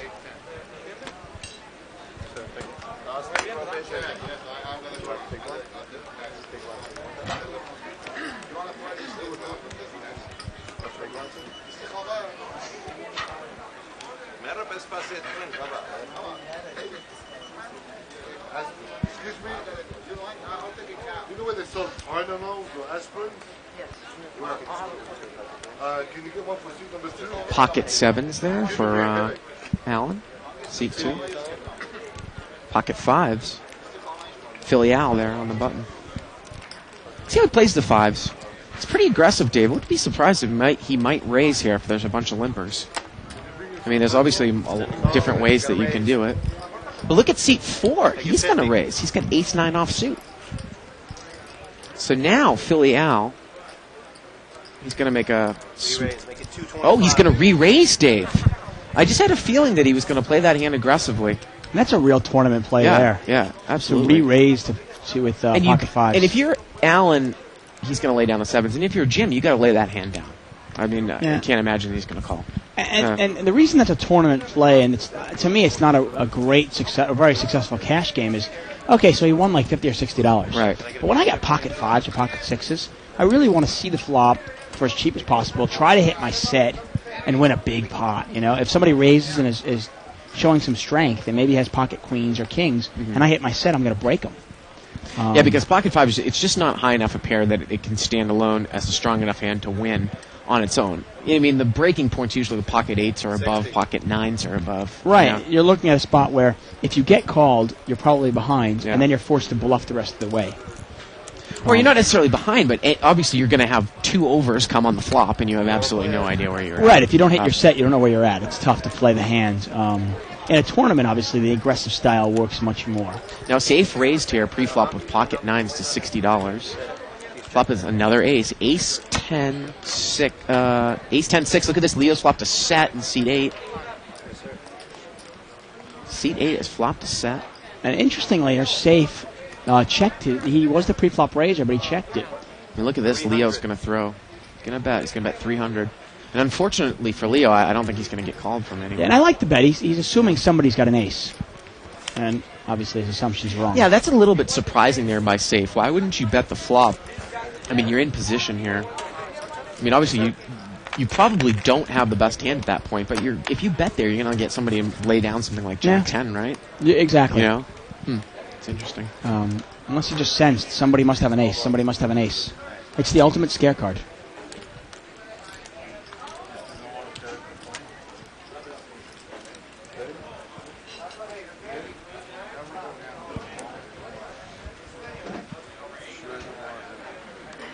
And once again, we are live at the bike. I'm David Tuckman. I'm here with Bart Hansen. And we are watching a 5-10 blinds, no limit hold'em game. 75. Unrestricted buy-in, $500 minimum buy-in game. This is live, unedited, unrehearsed. Crazy and wild. Ed is raised here to 75 on the button. He's got ace-queen offsuit. We're going to see 4-way action. Wow, that's about a $300 pot already. $300 pot. 9-7-5 here on the flop. Looked like it was rainbow. No one really caught any piece of it. Yeah, the theme of this table has pretty much been a lot of pre-flop raising and a lot of pre-flop calling. Yep. Not much respect for the raises, but then somewhat passive after the flop. Nice bet by Ed here. Everybody checks to you. 150. He's going to bet half the size of the pot, and you know what? I think he's enough. Obviously, he has the best hand. It's a nice bet. Oh, look at this Leo, though. He's got a gut shot and overs to the board, and he makes the call. Surprising that he didn't check raise there, Dave. See the turn. The turn's a queen, and that makes Ed's hand even stronger. Now, but it makes Leo open-ended now. Yeah, and he's going to take another one off, it looks and he's like. going to call. He's going to need to catch an 8 or a king. Or a king. $200 bet and a call, and the river is a 6. It looks like Leo might want to bluff at it there, Dave. It's a 1-card straight to the board. Look at this, 5, 6, 9. He's representing an 8, and he's going to bet 500 on the river. Now, unfortunately, he might be bluffing the wrong person there, Dave. Yeah, now this is a great example, Dave, again, of using an extra card to make your hand. Now, he's open-ended on the turn, so he has 8 outs. But if he says that I'm also going to bet on the 6, and look at this, though. Ed says he calls. And that was a crying call. Ed hated to call him there. Yeah, maybe he thought the pot was so big. And he's going to take it down. I was going to say, Dave, obviously, if you catch your king or your 8, you're good. But if you catch a 6, it's the ultimate scare card and, well. And that play might have worked against a lot of players. Yeah. It just didn't work there. He was bluffing the wrong guy. Right. 500. Again, it's kind of talking about when you're calling with second pair with a 2-suited board, really trying to hit your overcard or trips. Well, you look at the flop there. You know what he was trying to represent? The flop was 5-7-9. Right. When he checks and calls the flop, I really think he's representing 9-8. Yeah. That's the way I think that's what was going on through his mind. I'm representing 9-8. When I hit my hand, I'm going to bet it. But again, I don't think that Ed is really an advanced player to figure that out. So he's bluffing the wrong guy. Without a doubt, 100%. But when you call a second pair with, say, like an overcard, with a 2-suited board, you can use that third suit as a bluff card. Without a doubt. I mean, we've seen that happen more and more. There's many times good players will often look at it and go, okay, how many outs do I actually have to win? And then how many additional outs might I be able to bluff with? Right. You just got to make sure you can bluff the right guy. Option, sir. 3 limpers here. 3 players. Ace 4-7. Vic has got Jack 7, and he's probably going to take it down. Vic hasn't picked up many big pairs, but maybe he can borrow one from Justine. Hassan makes a call with 8-9 there, Dave. Doesn't have a draw. Now he picks a 9 up. Check, check. Wow. Turn is an 8, and he makes 2 pair at the end. And he checks it. Checks it at the end, Dave. Doesn't bet. Huh. Well, I don't quite get it. Well, Hassan right now looks like our big winner from that big $3,600 Queen Jack hands. Yeah. Maybe Hassan thought that the guy was sandbagging 5-6, but oh goodness. Yeah, plus. Dave, one of the other things about baseball, so not to harp on this subject too much, is that Go ahead and harp. there aren't a lot of people that even understand the out-of-play rule, the overthrow rule. They think it's you're going to the next base plus 1 base more. And it's actually 2 bases. 2 bases. From the time of the throw, your last occupied base at the time of the throw. Really? That's why when you hit a grounder to short and they overthrow first, you get second, 2 bases from home plate. Pocket queens here for seat 3. And Ed's got Queen 6 in there. He's in bad shape. Check, check here. Turns a deuce. How's Ed in there with Queen 6? My goodness. And Vic kind of checked that turn, the flop. Yeah. Kind of a strange board to check there. 9-10 Yeah, of hearts with an ace of diamonds. Don't It quite gets get checked that. to you. Yeah. Don't Lines, quite please. get that. Yeah, 2 bases from the time of the throw, Dave. So, Wow. again, you hit a grounder to shortstop. And the Did guy you play baseball in high school too? Well, actually, I didn't play baseball in high school, but again, I've been umpiring for about 10, 15 years. So it's times when you see like a line drive that's hit to the shortstop in the air, and there's a guy in first base, and he goes to try to pick the guy back off, and it goes, and it's. I don't goes even know over. who you are anymore. The guy gets third base. Really? Yeah. All right, bases okay, from that the makes time of sense, the yeah. throw. Yeah, It's amazing. You think you know somebody, and then boom. I know. I didn't tell you I was an umpire before. You mentioned you were an umpire, but I didn't realize you were. I mean, I thought maybe like a little league umpire. I don't know. Hey, don't Just- down Little League. That's a good level of player at the 12-year-old, 60-foot diamond level. No, without a doubt. But I didn't realize you were so, stock full of knowledge here. Hassan is bet here on the jack, and he's going to take it down. Hassan's been limping in with Jack 7 offsuit. One of my least favorite hands. Yeah. I will take any 12-year-old game that's a 60-foot diamond over a 15-year-old 90-foot diamond game. That's the level of play. Seriously, the level of play is better at Really? the 12-year-old level on the Okay. smaller diamond. Oh, on the small diamond. Yeah, on right. the smaller diamond. I mean, you see the Little League World Series in August. Yeah, It's yeah. coming up right around the corner, I The think. 15-year-olds on that big diamond, it's a little Well, overwhelming for them. the most pitiful form of baseball is 13-year-olds on the big diamond. I mean, Yeah. that's just dreadful. Well, it's just tough. The third baseman can't even reach first base. Yeah, it's absolutely dreadful. Basically, you can steal every pitch. First, no, it's your first to Yeah, I'm second. sure. I mean, you don't see anyone ever get caught stealing. Yeah, I know. I usually look for a lane. Shoot them down, right. Those first 2. Pitchers don't really know how to properly hold people on, There you go. Right. get big jumps. Catchers can't throw a second. 4 players. 4-way action here, limped around. Queen 7. Nobody's got, Ed there has got Jack 7 and seat 9. But look at Leo. He's going to throw out a bluff bet with King 5.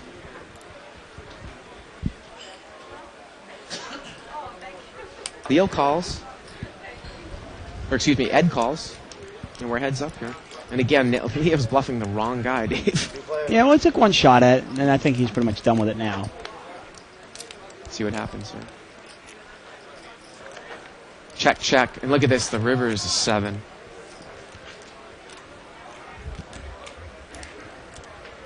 I was going to say, once with that type of flop there, once Leo makes a bet and Ed makes a smooth call, you can almost easily put him on a 7 or a queen. Well, but when he checks there. the turn, you know he's got a 7. Probably. Right, exactly. Yeah.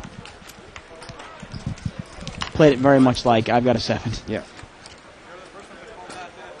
I guess that's why they have the the famed Little League World Series at 12-year-olds, the limited 12-year-olds. Well, yeah, So they can use it's a small diamond It's and- the oldest level of that diamond, that level diamond. And some interesting rule things in the league too. I mean, you can't leave the base until the ball passes the plate, crosses the plate. So you steal after the catcher actually has the ball. Right. 4 players. 4-way action here, limped around. Ace, deuce, queen. Ed there's got weak ace in seat 9. He's going to lead. Nobody else has much of anything. It's 35. Take it down. Now, Francisco, actually, in seat 6, interesting little story. We gave away a seat here to the Bellagio's World Poker Tour Championship last year, the $25,000 championship, and he won it. It was a $100 buy-in tournament, and you had to qualify through a series of Saturdays, and he qualified and then won the tournament and represented us in the $25,000 tournament that was last April. 5-star Yes. Diamond Classic.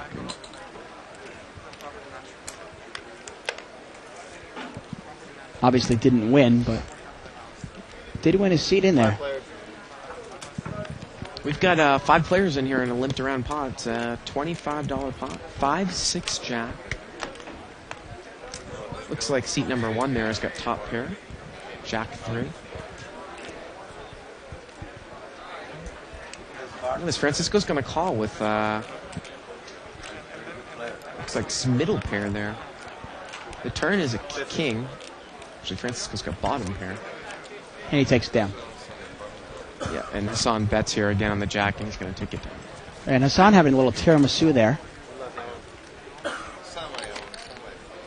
We actually have some pretty good tiramisu here. Absolutely. You know, the other thing that's interesting about Little League there, Dave, is that when you pitch from 46 feet, you know, if you throw the ball 60 miles an hour, your reaction time is like the same as trying to hit a 100-mile-an-hour fastball from a major league distance. When I watch the Little League World Series, I'm always amazed when you see those 12-year-olds throw the ball like 68 miles an hour. 70 miles an hour, yeah. And they say the equivalent's like 99. Make it 60. Going, wow, that's...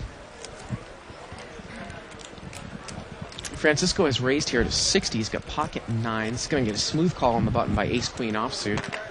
Hassan there in seat 1, he's got a suited connector, 9-10 of hearts. And seat 4 has got ace-10 offsuit, Dave. Oh, I wouldn't call that hand in a million years. You know my feelings about ace-10 offsuit. Yeah. Out of position. Well, it's better than ace-9. At least you Yeah. can make a straight with it, but it's obviously got its limitations. Jack 4-6. Hassan's picked up a flush draw. And Francisco's still good with the pocket 9s, it looks like. Yeah. He's the original raiser. There's only one overcard, but there is a jack, and with that many callers, you Safe almost... is open-ended there, too. Seat 5. Yeah. 300. And I believe that it got... Seat 1 has just led here in first position, Dave, with the flush draw. He just leads. Wow. And look at this. Safe calls the $300 bet with an open-ended straight draw. The pot is now about $900, Dave. And if Safe hits his straight card and it's a hard, it's no good. See the turn. The turn is a deuce. There's the flush. $900 pot. Now you've hit your hand. You bluffed, and now you hit your hand. What do you do now? And look at the act here. He's going to check. He bet Make sure. 500, and Safe is still coming, dude.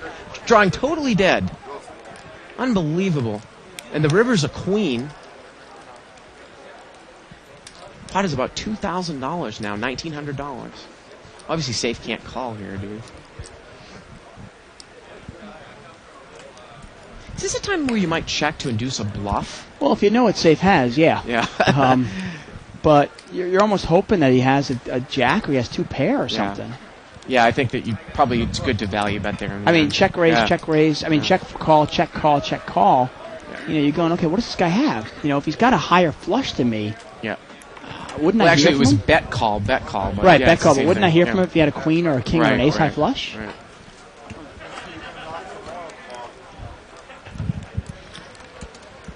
Very odd play by Safe there.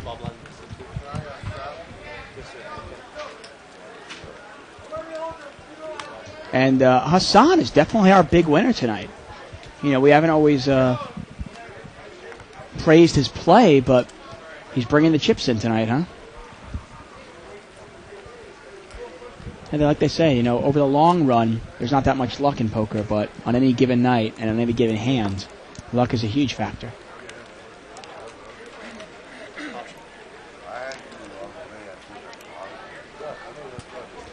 C4 put a mini raise out of the big blind there, Dave, to 20. Why? He's got 5-9 offsuit. I don't understand that. Look at this. He picks up an open-ended straight flush draw, but Hassan has flopped a flush And with a with straight the flush draw. open-ended straight flush draw.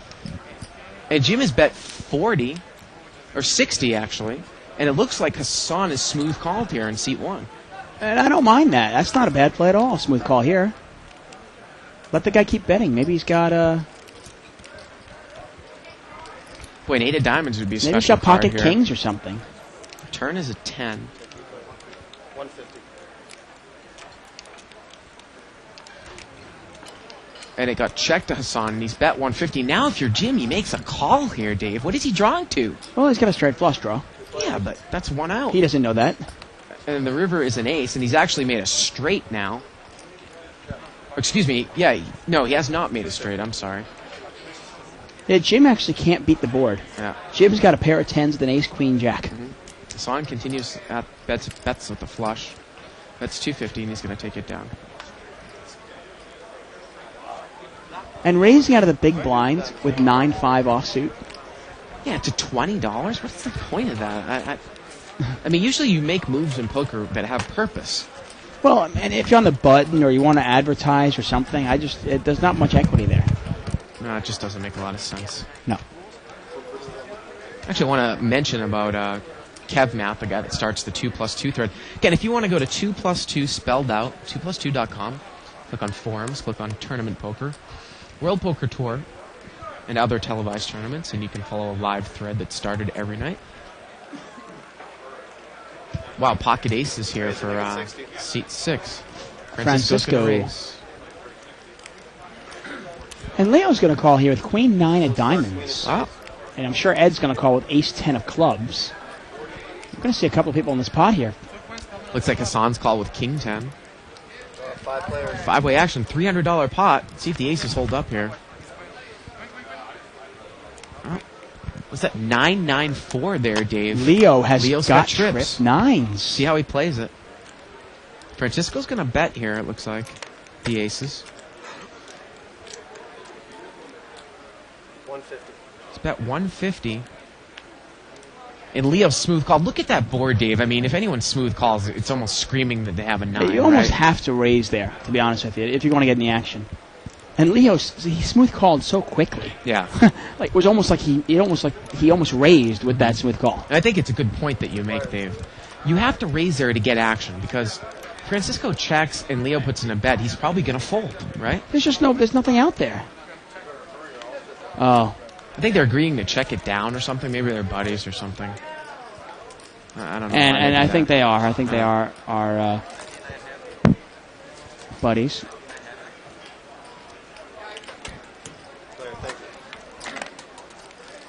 Yeah, no, Dave, I like what you said. Like, raise the minimum, right?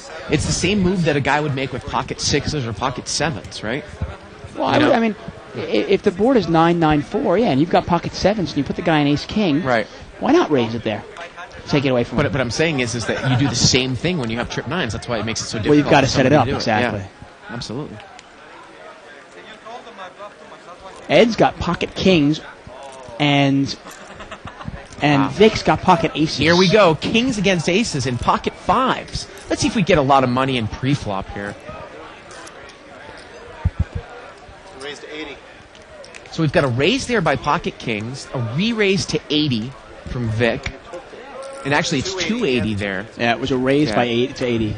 Raised to 80, re-raised to 280. And he's not gonna get away from this one. No way. And Hassan's in there. Oh, did he just smooth call? Maybe he thinks he's going to set up a trap here, Dave. I don't mind the smooth call, to be honest with you, with Kings. So the pot's about $600 here. Aces against kings to the flop. Oh, all the money's going in. Deuce 3-9, 2 hearts. And just in case Ed had any other outs, look at that. They both have ace hearts, ace spades, king hearts, king spades. Wow, how do you just smooth call, though, with kings? It's not like your hand's invulnerable. He smooth calls. And now a third heart comes on board. Oh, and that's just even worse. Ed can't go anywhere now. $1,000 pot. $200 bet by aces and a call by Ed. And now Vic is bet 600. 600. Wow, and Ed's And trying to look look. at this. Well, he's checking to see if he has a heart. And he does.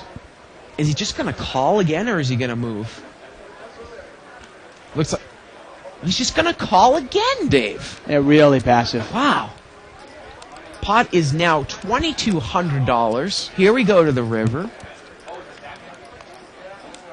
The river's a jack, and both players have flushes. Second nut against nut.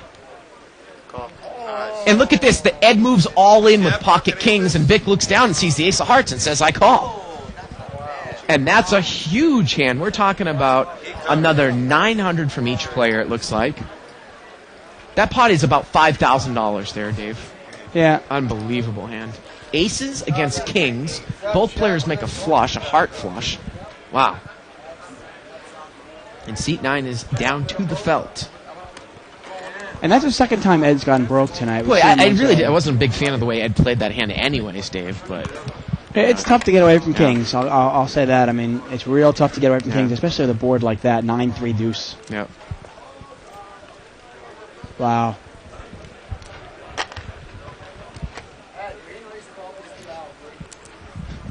Yeah, I'm gonna go. And for those of you listening at home, I've got some really exciting news. Vic has just tipped the dealer $10. Wow. The stuff that goes on here at the bike. We are crazy.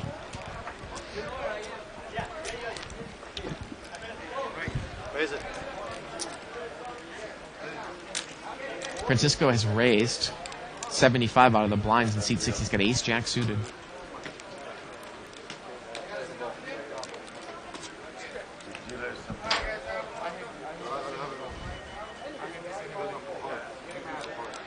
And Vic. Wow. Jim there, he's going to come in with ace 7 offsuit. So we're heads up, ace jack against ace 7. 4 queen 5. There you go. Well, now Vic can wink to his lady friend. She'll think he's a god.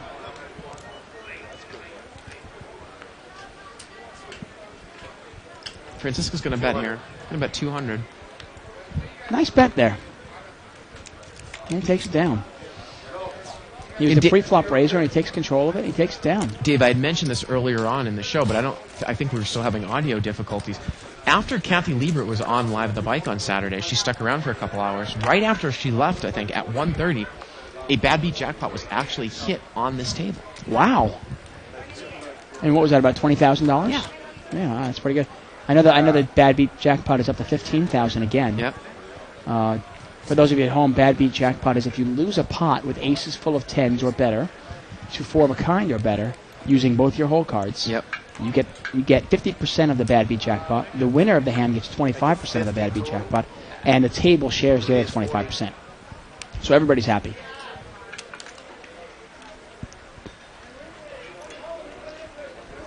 Looks like Leo's raising here with king jack offsuit. Hassan's going to call with a suited ace. Leo's actually raised out of the blind, as there were just a couple just one limper, so he's trying to probably pick the limpers out. 8-3-5. 125. And Leo's going to bet 125 here. And you know what? You know what I like about the bet there? Leo's not screwing around. It was checked to him. He's going to bet it. And it's not like he put a little $25 bet in so the guy sits around. throws $125 in there, takes it down. Well, he actually raised out of the blind there, so he just bet the flop Did straight he? out, representing his. Hey, there you go. Yeah, he's out of position. That works there. too. But yeah, you know. If you're gonna bluff, if you're gonna raise with king jack out of the big blinds, you've got to be prepared to be aggressive on the flop, right? Really? I'll take your A7 anytime. You gotta play looser, my friend. And there's Alan. We haven't heard much from Alan tonight. No, we haven't. Again, Alan, straight out of the Beastie Boys Sabotage music video. Yeah. Caught in a time warp there, has Yeah. he? 50. C3's been at 50 with ace-10 offsuit, but Philly Al's got pocket queens over in seat 7. Oh, he's got a smooth call, Dave. Wow. He's got a smooth caller in Francisco in seat 6 with pocket 6s. He makes a smooth call with queens, and we're going to see a $300 pot. Pocket 3s in there, Safe's got too. 3s also, yeah. Wow, 7-7-5. Hassan has flopped trip 7s. Boy, you know, I don't understand why Philly Al wouldn't raise there, Dave. Why wouldn't he raise with pocket queens from the button pre-flop? And I got to tell you, one thing with Vic there, he bluffs with the ace-10, Yeah, he's bet $100 on the flop. but that's a flop that's, well, And now the question is, what does Philly Al do? He's going to be in big trouble. He's got the overpair. he might raise. Well, or maybe just call to see what happens. to the Nope, guy he in front raised of it him. up. 600. He raised, I don't want to beat you a lot. and seat 1 has re-raised with 3 7s here, Dave. He's raised the minimum. And look Philly at Philly Al Al. raised 300. The guy raised 300 more. And Philly Al's thinking, what has this guy got? Remember, he checked it from up front. The ace-10 bet, Al bet raised 300. Hassan's re-raised. Like the mini re-raise, right? Here. Yeah, it's a way to play at it. Gotta try to figure out if your hand is good, too. Kicker also. Yeah, I mean, you look at it, and there's a couple of hearts out there. Yeah. Al did smooth call, so it's hard to put Al on a hand here. You know, you're wondering, what kind of hand does Al have? Does Al have hearts? he raised, remember, the original better on the flop. Right, exactly. But you're looking at Al Smooth going... called pre-flop, you mean? Right, well, Yeah. I'm trying to think, I'm sorry, yeah, exactly. Yeah. Al pre-flop just smooth called, so you Right. don't put him on pocket queens. You don't put him on an overpair. But you definitely could have put him on, like, maybe 6-8 or maybe 6-8 hearts. right. Something like that. You don't want to give him a free card. Obviously, we know what he has, so Right. it's easy for Pot's us. I think pot's about $1,000, 300 to call here. Yeah. Dave. Actually, it's more like $1,100, 300 to call. And this is the problem with smooth calling with queens. Yeah. Is you get 5 callers, and now what do you do? Queens is just a little bit too good. I mean, I can sometimes see it with jacks just to play to try to hit a set, but queens can stand alone, but you don't want to take it 6 ways. Obviously, right? Well, if you're going to do it, you better don't take any heat from it. At this Yeah. point, you got to throw it away. Remember, don't go broke in an unraised pot, right, Dave? Yeah, exactly. He's Well, that gotta was a raised remember pot. the fact that he didn't. Well, But mini raise. mini raised pot. Excuse me. Yeah. I mean, basically, it's almost like an unraised pot, 5-way, 5 action. Well, basically, it's when you say don't go broke in an unraised pot. It's also don't go broke in a multi-way pot. Same thing. Right. And he's still thinking, Philly Al. I was trying to think. Does this guy have a heart draw? Does this guy have ace? Ace 5 maybe. Now, obviously, we have seen, and we don't know if Philly Al noticed the fact that Hassan really hasn't made any moves really all night. Really semi-bluffs. I don't even know if he would do this with a heart draw, make this check re-raise. You can do whatever you want, sir. I just saw one card. And It's just one card. And the other card is I don't want to beat. And he's still thinking, Dave.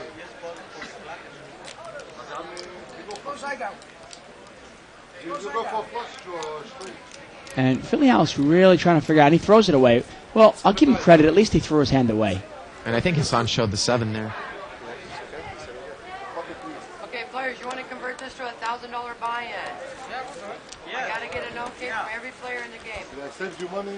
And Dave, I think they're going to change the blinds here to 10-20. Yeah, we're gonna see if we can convert it there. And I'll give Philly Al credit for one thing. I don't mind the raise and the flop because he wanted to see where he was at. Probably could have done it instead of raising it at 300. Probably could have done it by raising it 200 or 250, say. But at least he got away from it when he was re-raised. Yeah. Okay. You want There's no way somebody is a bet a raise and then re-raising without a 7 there. C3. Yep. It's just not going to You happen. agree?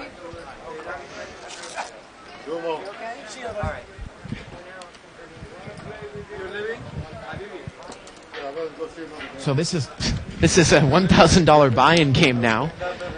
So I assume that the blind sizes are going up to 10-20. A lot of times people don't quite understand that aren't familiar with the no-limit game. It's not the buy-in that makes the game, it's the blind size. Of course. You can change it to a $1,000 buy-in, but if you don't change the blind size, it doesn't make the game any different. No, right. Yeah, Most so- of these players have more than $500. And look at it, it looks like it's still 5-10. So I don't really know what's going on here. Again, it really wouldn't make a difference, say, change it to a $1,000 game, not change the blind size. We'll get word to the table to change Yeah. the blinds to 10-20. Yeah. Oh, maybe it... I can't quite tell. Maybe it is 10-20. I don't know if he limped there or what. No, it still is 5-10, it looks like.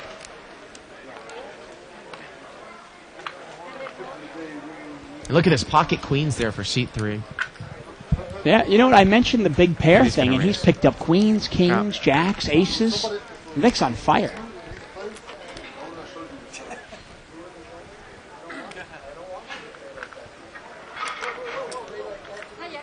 And Vic is part of that, growing young Asian contingent that is just taking over the poker world. It seems like every day I come into the casino, there is a new, good, young Asian player. It's amazing. Vietnamese players seem to be really strong. Yeah, no, without a doubt. Well, poker is definitely, it used to be a game of experience, but with the internet and TV, youth has kind of taken over the game. The young guns of the world, say. Philly Al's going to make it 80, so now we're dealing with blinds that are twice the size now. So we're going to see some races that I'm sure are larger.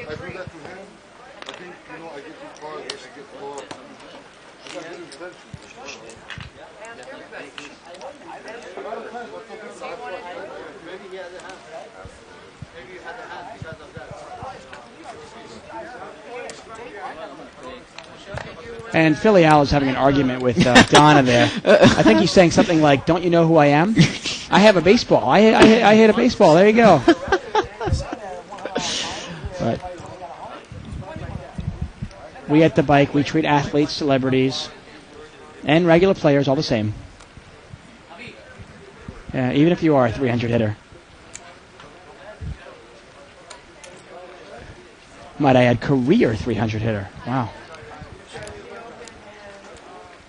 We should probably test him for juice, huh? See if he's juicing up here.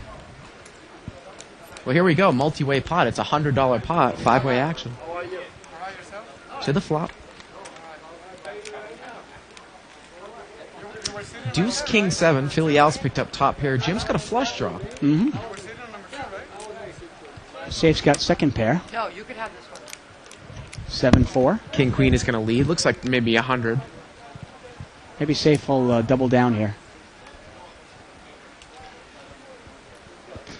And Al actually bet 150 and got a call there from Jim. So we're looking at a $400 pot here to the turn. The turn is a 10. Remember, this is an unraised pot. This would be a great place for Jim to throw in a little stop bet. Nice little $100 stop bet, maybe.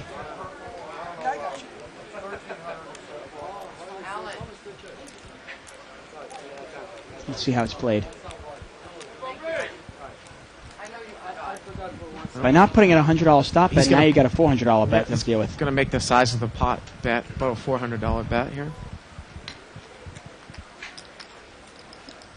And what I mean by stop bet there is, if Jim throws in a bet there, he can probably pretty much name the price that he wants to pay to see the river card. Right. Now, there's no assurance Al might still raise him. Right. Queen there, black queen on the rabbit cam. Now, the only thing I have to say about that, though, Dave, is that in that case, with a black offsuited 10 coming on the turn, I think that if you throw a $100 bet there, it screams that I'm making a stop bet. It's not really a big scare card. Yeah, I think if the middle pair paired or the bottom pair paired, I think that the stop bet, would Works act better. a lot better. Yeah. The only thing I got to be honest with you though is I think you give players too much credit. I think most players don't immediately think stop bet. They just get confused. They go, wait a second, I bet before. Why is he betting into me? Right. Now you or I or somebody else might go, oh wait a second, this is a stop bet. I don't know if Philly Al is thinking that much, and he might be looking at it and going, just confused. Like, did the guy hit a second pair? Did he have King 10? And suddenly it kind of throws him out of whack. Like he was planning on betting 400, but now that he's got to deal with this $100 bet, what do I do now? So. Gets checked around on the flop. Francisco's got top pair. Like a fourth heart comes on the turn. And seat 2 is going to bet here. We don't have his cards up. Didn't realize he had cards. And he takes it down.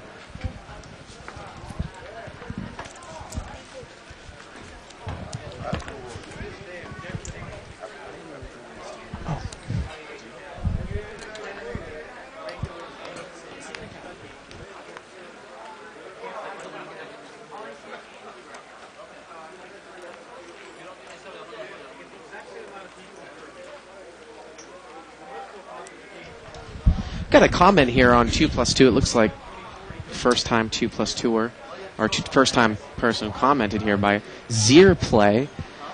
He was saying that he likes Live at the Bike, streaming cash games.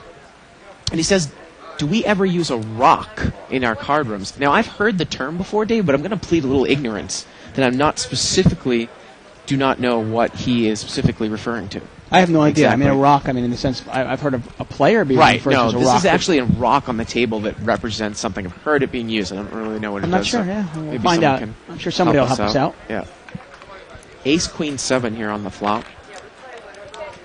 I'll say, now getting back to that stop bet thing, and you were saying, the guy will see it as a stop bet.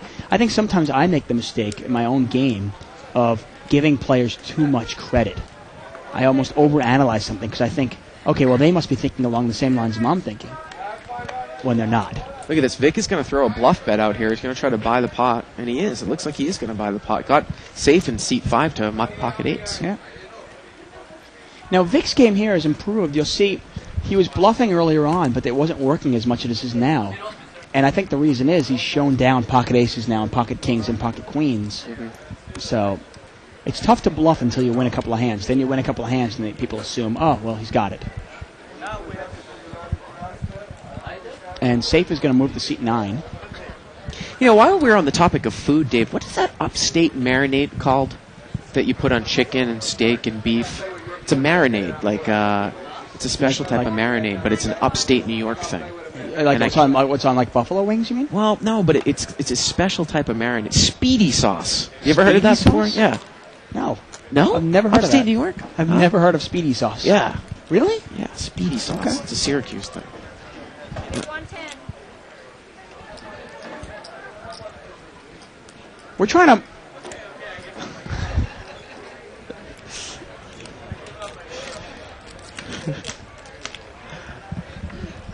We're going to see three-way action here.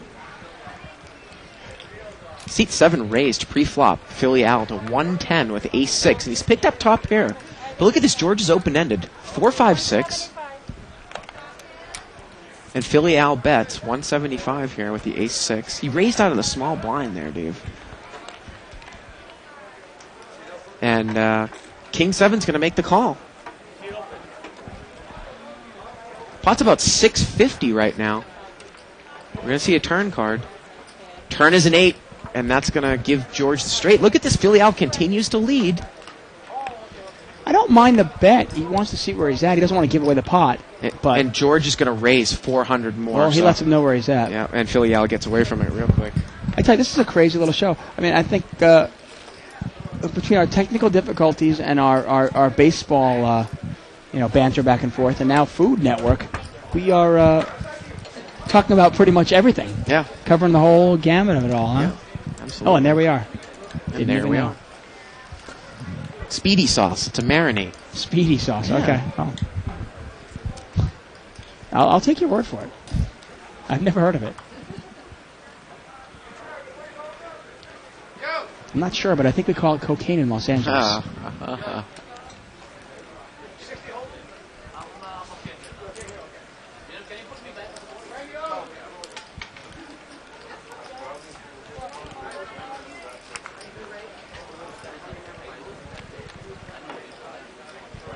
We got a 4-way pot here. Now the blinds are 10-20, so it's an $80 pot.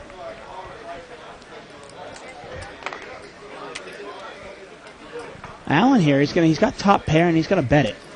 But look at this. Francisco and Leo have also hit top pair. The case queen came out. And, well, of course, they're in kicker trouble. They are. Well. Oh, the turn is an 8. Gives them both a straight draw. Yep, Francisco's got an open-ended straight draw with top pair. And Allen's going to bet 300. And Francisco might be the type of player that might raise this one up with top pair in a draw. I love it. Keep betting. Allen is betting. He's not playing it passively. Is Francisco just going to smooth call? I think he might. It looks like Leo's going to smooth call. Wow, well, he's got a gut shot also. Well, you can't really be feeling that good necessarily about ace-queen at this point. You still might think you're in the lead. A lot of cards can hurt you, though, on the river. The river's a deuce. See if Allen puts a bet in here, a value bet. And look at this. He quickly bets. Quickly. And he's going to bet 500. Dave, I want to say the pot is about 1,200. So now the pot's 1,700, 500 a call. That's a nice bet. You know? Yeah. The club didn't get there. Yeah. And that's about as good a card as you're going to see on the river there. For oh, you're always praying for... red deuce. In that case there, you're always praying for the red deuce. Yep. Looks like Francisco's going to leave.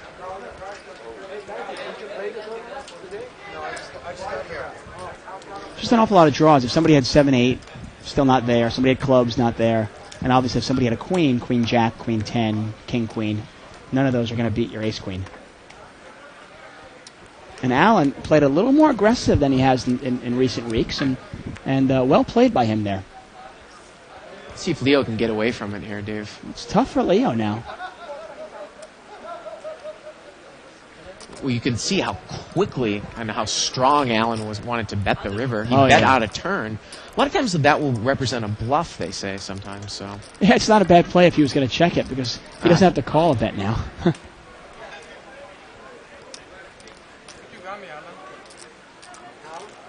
Again, I believe the pot is about, I want to say 15 to 1,700, 500 a call here, Dave. And look at this. Leo's going to make the call, and Allen's going to take down the giant pot.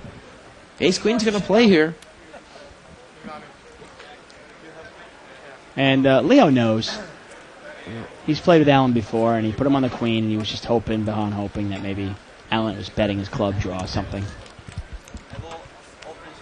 And I think Leo was kind of hoping that Francisco was going to call, so he didn't have to call.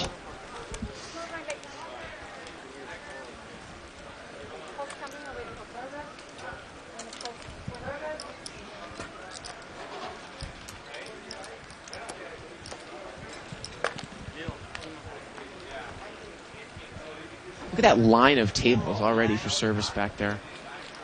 It's amazing how many people we serve food to. And the food here is actually really good.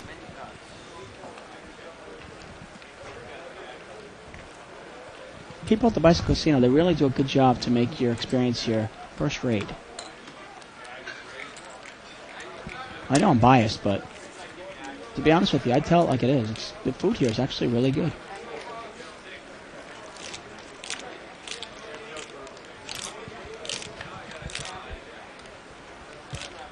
King 6-5 here. 2 spades. Doesn't look like anyone picked up anything. Well, oh, look at who's coming to the game, Dave. It's Patrick in seat 5. And he's going to lead right out with bottom pair. Welcome to the game. He actually has the best hand. Now, Patrick was the winner of the shootout last week. Yeah, I'm gonna go on a wild guess that he did not win tonight. No, I think he's out and he's playing in this game. Yeah. And, you know, something's starting to trigger in my head, Dave, that a rock, no one really has written up about this yet, but I believe a rock is some sort of forced blind, I want to say, in a limit game, which is kind of strange. It's almost like a live straddle in a limit game. I think that's what the rock is used for. But again, someone, okay. I will bow down to someone who knows what. I mean, I know a lot of things exactly in terms of there's a Mississippi straddle, which is a straddle out of position, and there's obviously the regular live straddle, which is the one right after the blind. But yeah, I've never heard of the rock, but we'll find out. Hopefully, got our research team working on it right now. Look at this. Patrick is going to raise with the ace deuce offsuit, 400, Dave. And someone had pocket nines and they laid it down. I think it was Leo. Okay. You guys at home, whatever you're doing, turn it off because the next 15 minutes are going to be a lot of fun. Patrick just Why got only knocked- 15 minutes? Do you Well, think that might be all? That might be he all Patrick lasts? lasts. It's very apparent to me. I know Patrick pretty well. He's obviously just got knocked out of the freeze-out, the $5,000 buy-in freeze-out tournament, and is steaming a little bit, maybe on tilt, and he's here to gamble. And here we go. He's going to straddle the first one tonight. So we're looking at a $40 raise, or a $40 bet to limp in here, Dave. Yep, it's obvious. It's obvious that something just happened, and We've got an $80 in dead money in the blinds, in cash money. he's here to gamble. And he can run over this table. Oh, wait, Allen's got a queen jack suited. Would love to see him raise there, Dave. He's just going to call. To be honest with you, Queen Jack and cutoff seat is a raising hand, Absolutely. especially in a straddle thing.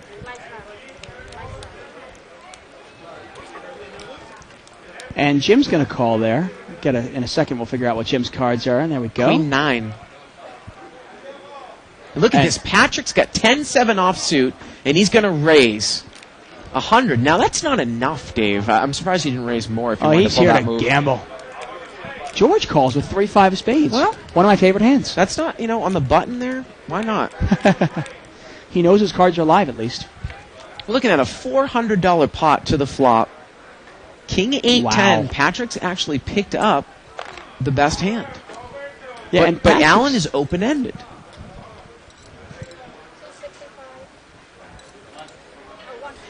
And it looks like it got checked, I believe, and George is bet in position. Let's see if Patrick continues here. Well, he'd already checked, and George is betting on a bluff on the button there. 165 gets called by Patrick, and it looks like Allen's going to come in. Come on, Alan, make a move. Well, he's going to call. No, so you can't just call here. He doesn't have a club in his hand. $800 pot to the turn. The turn is an 8. And Patrick continues to have the best hand. And now, looks like he's going to lead here, Dave. It's an $800 pot. Oh yeah, you can tell Patrick's Gonna bet steaming. 500. He's got fire coming out of his nose. And Allen's in a tough spot here. And he's going to lay it down with that board pair, and I'm sure George can't. And Patrick's going to win it. Unless George wants to play back at Patrick. You know, I was about to take a break, and there's no way I'm leaving now. No. Rabbit Cam showed a queen. Allen would have had the best hand if he stayed in.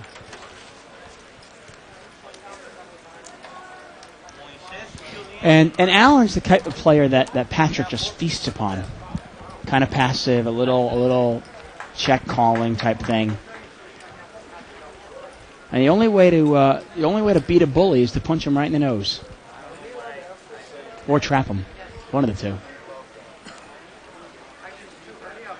Thank you. I object anyway. Philadelphia Al's got Ace King here,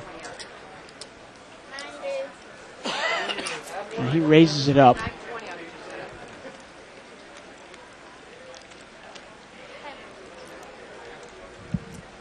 $90 raise out of Philadelphia Al there, and Patrick's got a 4-6.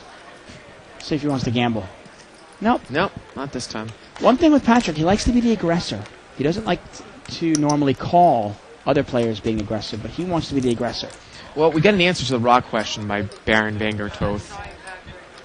And it's nice to see him back on the thread because he's been hasn't joined us quite a while. He says that a rock is usually, traditionally, 8 $5 chips rubber banded together. Once in circulation, anyone who wins a pot with the rock must put in a live straddle when they're under the gun. So I was kind of Wow, that's kind kinda of cool. Yeah, Okay. kind of right about that. I had no idea. I think we had a little shot of us reading the 2+2 form there.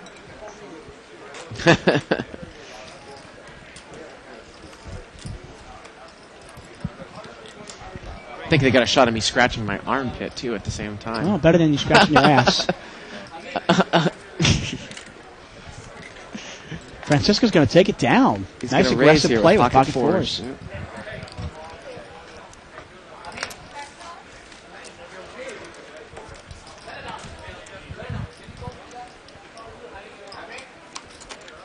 Nice to see a very active board on the Yeah. on the Leave it to thread. Russ McGinley. We ask what a rock is, and he shows us the picture. Now, do you think Russ Actually has a picture of the rock up in his bedroom.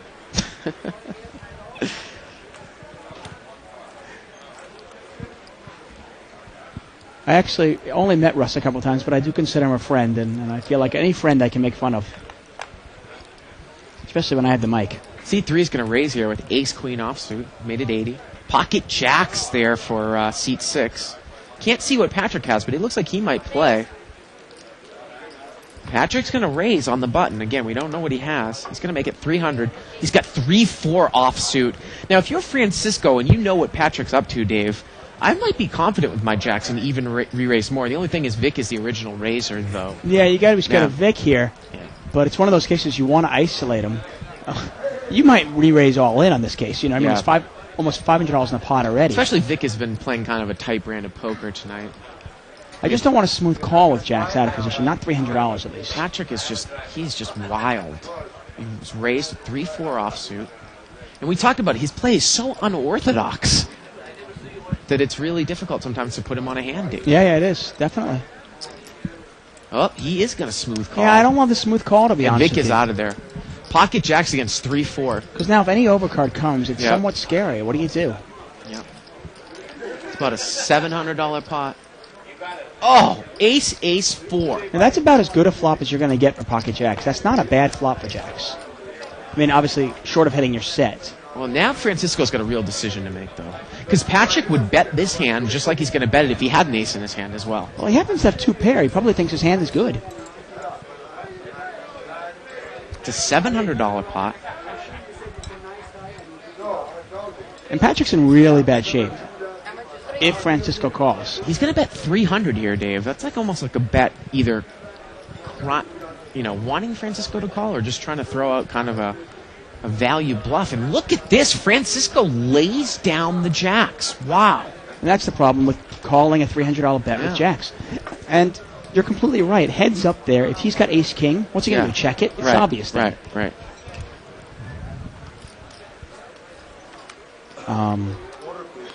Nice play by Patrick. I mean, I don't know. I mean, that's a great example of how position is important in Hold'em. I mean, what do you do there if you're Francisco? Do you check raise the minimum? What if he smooth calls? And Patrick might have smooth called in that spot with the 4. You know? Yeah, it's a really tough spot because, if you bet $300 and you get raised, you're in a tough spot.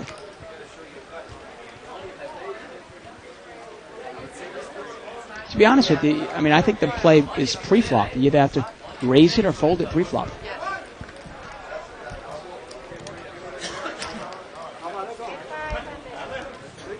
Patrick's going to raise here to 500 with King 10. $500. 500.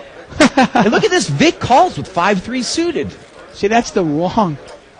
$500 raise.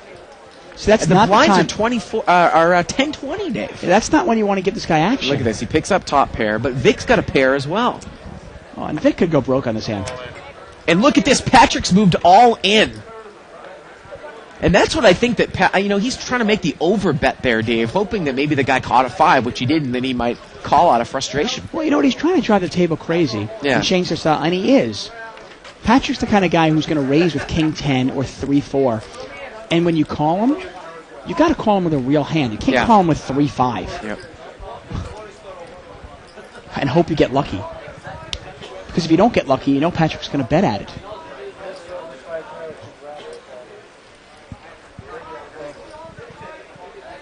Wow, that's $500 he just won.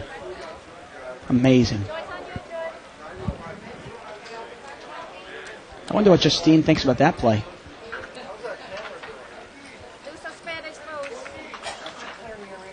I know when my wife sits behind me and watches me play, I could win hand after hand after hand. If I lose one hand, she looks at me going, "What the hell are you doing?" So, let's see. Actually, no, my wife's pretty supportive. I shouldn't say that. We got a queen 7-4, a couple of clubs out there. Safe still has the best hand in seat 9 there with pocket 6s. Francisco's going to bet here on a 3 flush. It was queen of clubs, actually. Okay. Yeah. Francisco takes it down with just 2 spades in his hand. And the ace high.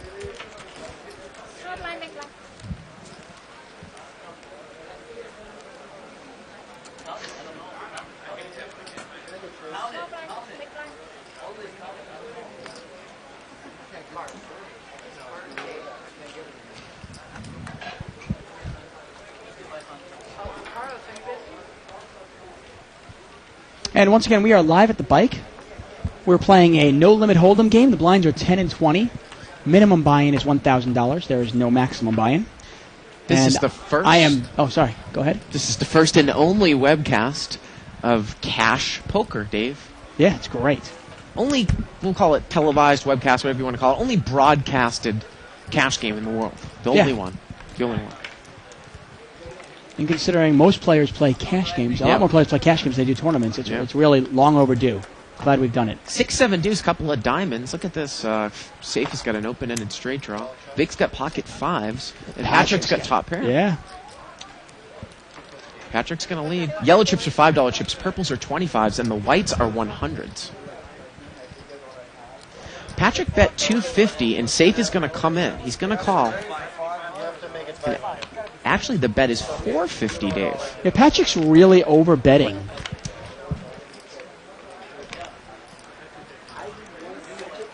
And it looks like Safe has raised here. Okay, it's a bet by Patrick, and Safe has raised the minimum. So the pot is now 1,000, it looks like. And it looks like Safe has... Yeah, Patrick moved all in. Patrick moved all in, and Safe called, and Safe didn't get there.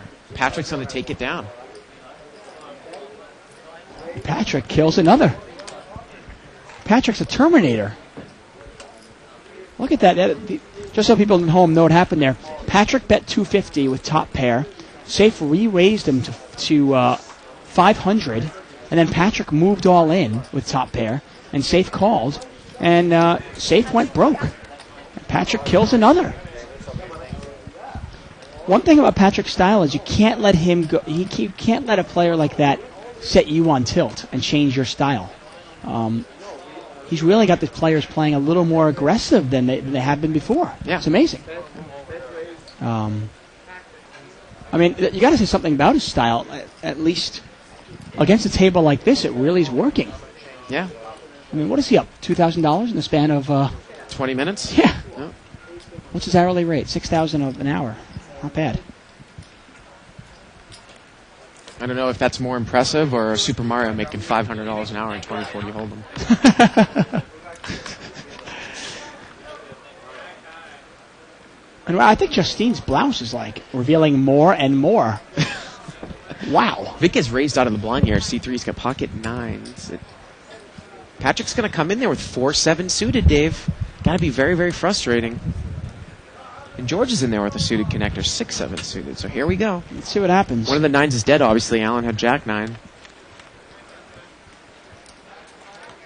Well, 8-3-10. Not a bad flop for pocket nines. No. And there's two diamonds out there, but nobody's really got a diamond. Nobody's got a diamond draw, that is. And it looks like Vic checked. And Patrick's going to bet. Well, he's going to check. It looked like he was going to bet there, Dave. No, the turn is a jack, and it keeps getting worse and worse for nines. Although he's picked up an open-ended straight draw now. And now he checks, and now Patrick's going to bet. Well, and this is the one thing you can do with Patrick, is you can trap him. Yep, and Vic is going to call here. You can trap Patrick, and let's see if he does. Well, the river's a 5. Now the question for Vic is, do you want to throw a bet in, like, again, that you'd like to call on the river? You're going to let Patrick bluff the hand off from you. Well, as long as you check in and make sure you bet you call. Deuce the bluff and call, right? Yeah, you can't forget to call this. But look at this. He bets 1,000, Dave. He knows exactly what he's doing. The pot now is about 2,500, 1,000 for Vic to call. And this is what I was saying, where this, I think, would be a time to really throw in one of those blocker bets on the river. Because now he's checked and now he's faced with a $1,000 call. Well, you just got to look at it and go, if you're going to induce the bluff, you better call. But now Vic's got to look at it and go, what can I beat? Right. The thing with Patrick is he could have anything here. Just for the record, Patrick has picked up look at this. He might make the call there, Dave. He's thinking, it looks like he's going to make the call, and he's picked him off. He's going to take it down with pocket nines. Wow. That's the way to play Patrick. Check call. I think, trap him. You got to trap a player like that, you know? You know he's aggressive. Trap him. And as scary as it is, that's what you want, you know? And if you get unlucky and he gets there, hey, what can you do? Look at that. Nice play by Vic there. Tony's coming into the game here in seat 4. He induces the bluff, and it works.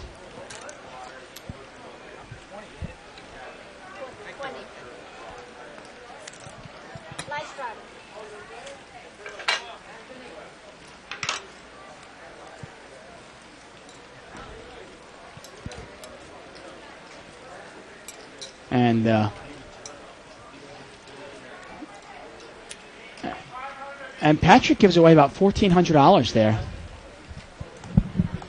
C9 is raised to 40. Let's see if that puts Patrick on tilt a little bit. Jim. On tilt? He wasn't on tilt before? And he's going to make the call. So we're heads up, Queen 9 against King Deuce. He's 4-8.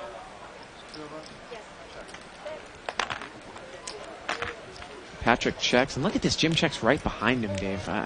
6 comes on the turn. And Jim checks again. And he's going to let Patrick win this hand with King High. Is that what's going to happen here, Dave? And now Patrick's thinking, well, I got to bet at it if I'm going to win. And he's going to check. And look at this. Jim just checks it down. And he mucks his hand. He just mucks it. Boy, that's some great play in there, Dave. Yeah, I just don't understand exactly why raise pre-flop and then check. Yeah, that's bad. Wow. Now, Kev Math, who starts the 2+2 for him every night, and I was expecting. Really appreciate him, by the way. Yeah, I was expecting Really him good to job. comment on Speedy Sauce, but I haven't seen the comment. But anyways, in his first post, he's actually the lineup is set for the Ladies Invitational. Isabelle Mercier, who won last year. She's coming back to defend her title. Right. Jennifer Tilley, who won the $1,000 females event at the World Series of Poker. Mm-hmm. She's going to be here. Marsha Wagner, who I'm not really familiar with. Oh, that's actually Kenna James's wife. Yeah. That's right. Cecilia Mortensen, who is Carlos Mortensen's wife, and the Grinder's wife. There you go. And we were talking, we were a little bit confused because it seems like this is turning into more of a kind of poker players' wives invitational now. Well, I mean, I don't quite understand it. These invitationals that they do, they drive me nuts because, well, I mean, hey, it's an invitational. They can do whatever they want. Yeah. It's your party. You can invite whoever you want to, I guess. A couple people have aces here. Ace 7, ace jack. I think Patrick's got the best hand there, the pair of deuces, though, right? Oh, 2 people have got ace jack and ace 7 here. Oh, right. I'm sorry. There you go. Tony makes the check call there, and he's in kicker trouble. River's an 8. Look at that. That's a nice value bet there by George. Ace jack's going to take it down. George puts Tony on a weaker ace. I actually played with Cecilia Mortensen down at the World Series, and she's a very good player. And not to take anything away from these poker players' wives, they're all probably really good players, and Jennifer Tilley obviously won a World Series bracelet. Obviously knows what she's doing. And all these players, obviously Marsha as well, obviously are good poker players in their own right. I don't know. So hopefully they can make a name for themselves and not just be the wives of good poker players. I just thought it would make a lot of sense to invite Liz Liu, who's going to be on ESPN probably the first World Series event, which is, I guess, is going to be either on next week or in 2 weeks. You just want Liz Liu to be here because she's hot. Yeah, well, that too. But not the circuit events that have been going on, but the first ones, the one that you placed in well. Yes. Like I told you, actually, she's going to get great TV table. time on ESPN. So why not put her in that? Why not bring on the chick who made it from England all the way down to the second table? The chick. Yeah. And then you've got Jennifer Tilley. That makes sense. Isabelle Mercier. That would just make sense to me. I mean, that's my opinion. How much is that? Well, I'm with you. Looks like we had a raise there by George. He's got ace jack again. And he's picked up top pair again. There you go. Ace 8-3. Phil Yow's in there with the jack 10 off. So look at this, though. He checks it in position, Dave. Playing a little tricky. A king comes on the turn now. Well, he's trying to trap. I think he's trying to trap Patrick. So maybe Patrick will bluff it. And it gets checked to him again, and now he bets 200. Well, that's probably, if he was trying to do that card on the turn is probably not the best card. He would have liked to have seen another ragged card, I'm sure. Right, without a doubt. Yeah. Had a deuce come out, he really would have gotten himself trapped. Yeah. I personally wouldn't mind if, I think Shannon Elizabeth, the girl from American Pie. Yeah. She was actually at the World Series. Invite her. Well, yeah, I know, but I know what you mean, but that kind of gets into more celebrity type thing. Yeah, no, without a doubt. We're not really going there. And there is a celebrity invitational that the World Poker Tour has. Right. Is, okay, that's cool. Well, hopefully these poker players can, make a name for themselves. Well, I mean, we were just discussing before the broadcast. Look at Cloney Gowan. I mean, she really hasn't won anything. And she's up there with the full tilt guys. just from Yeah. that one invitation. Right. No, that's it's crazy. He's probably one of the most recognizable poker faces out there, and just from that one event. I played with her a couple times, and I do respect her game, but there are a lot more women out there that are phenomenal poker players that we've never heard of. So. Hey, she wants you to put your cards on. Tony has raised here. Look at this. He's got pocket aces, and the flop comes with an ace. So he's actually flopped a set. And George is going to call with king-queen here, Dave. I guess with backdoor clubs. There's one club on board. Wow. Tony's got a set of aces. I think George actually raised it.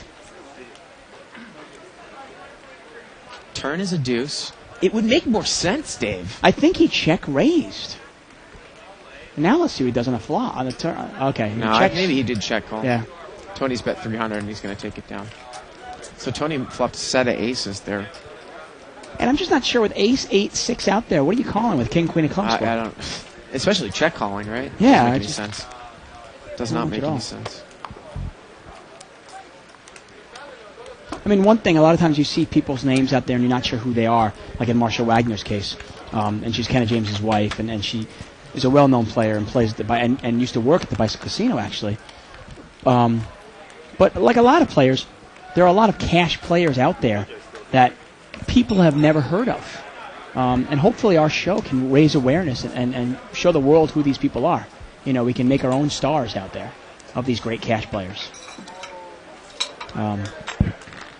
Although I don't see many great cash players at this game, per se. But although if Patrick keeps playing this entertaining brand of poker, he might get himself an agent or two.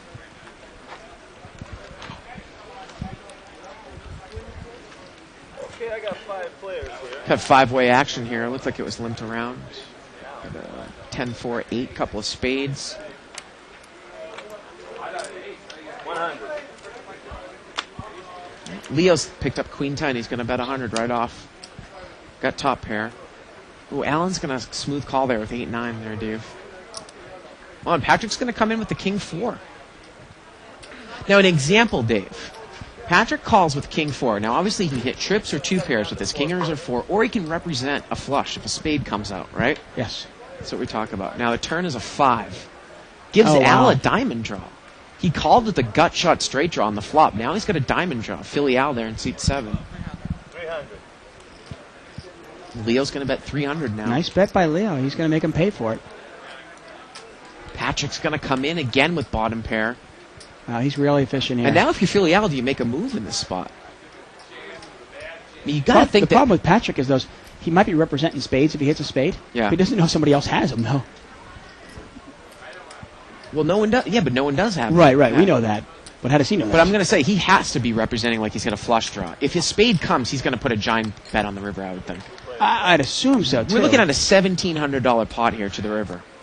The river is a 7. And queen 10 dodged all that stuff. Yeah. And you got queen 10 here. What do you think? Well, he checked. Yeah. Well, it's a 1 card straight to the board with a 6, and now maybe Patrick throws in a giant bet. I mean, even representing a 6 or something here. Now he's going to check it down, Dave, I think. And that was, I think, the smarter move. And there. Leo's going to pick up about an $1,800 Yeah. pot there with queen 10. Patrick's already bluffed a couple times, and I think Leo was prepared to call any bet that Patrick put in there. Well, especially the pot's at 1,800, I'm sure. I mean, he only has maybe 1,300 left. Yeah. Even if Patrick moves all in, I'm sure he calls. Yeah, without a doubt. Yeah. Leo just knows Patrick will bluff too much. There's no way you get away from that one.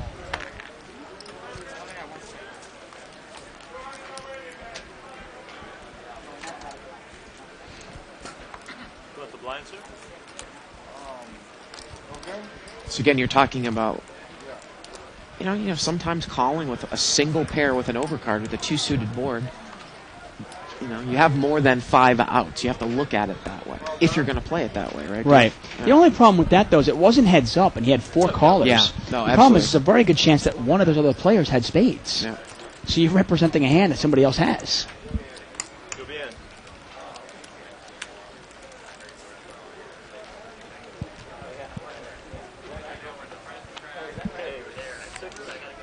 Six-way action here, limped around. It's a $120 pot already. Ace, Jack, 5. No one has an ace. Seat 2's got a jack. And Francisco has a jack in seat 6. Francisco chooses not to bet in position there, Dave. Now another ace comes on the turn. Now if you're Francisco, do you think your hand is good? And Jim is going to make a bluff at it. And look at this. Seat 2 raises with the jack, and he gets Francisco to lay down the best hand.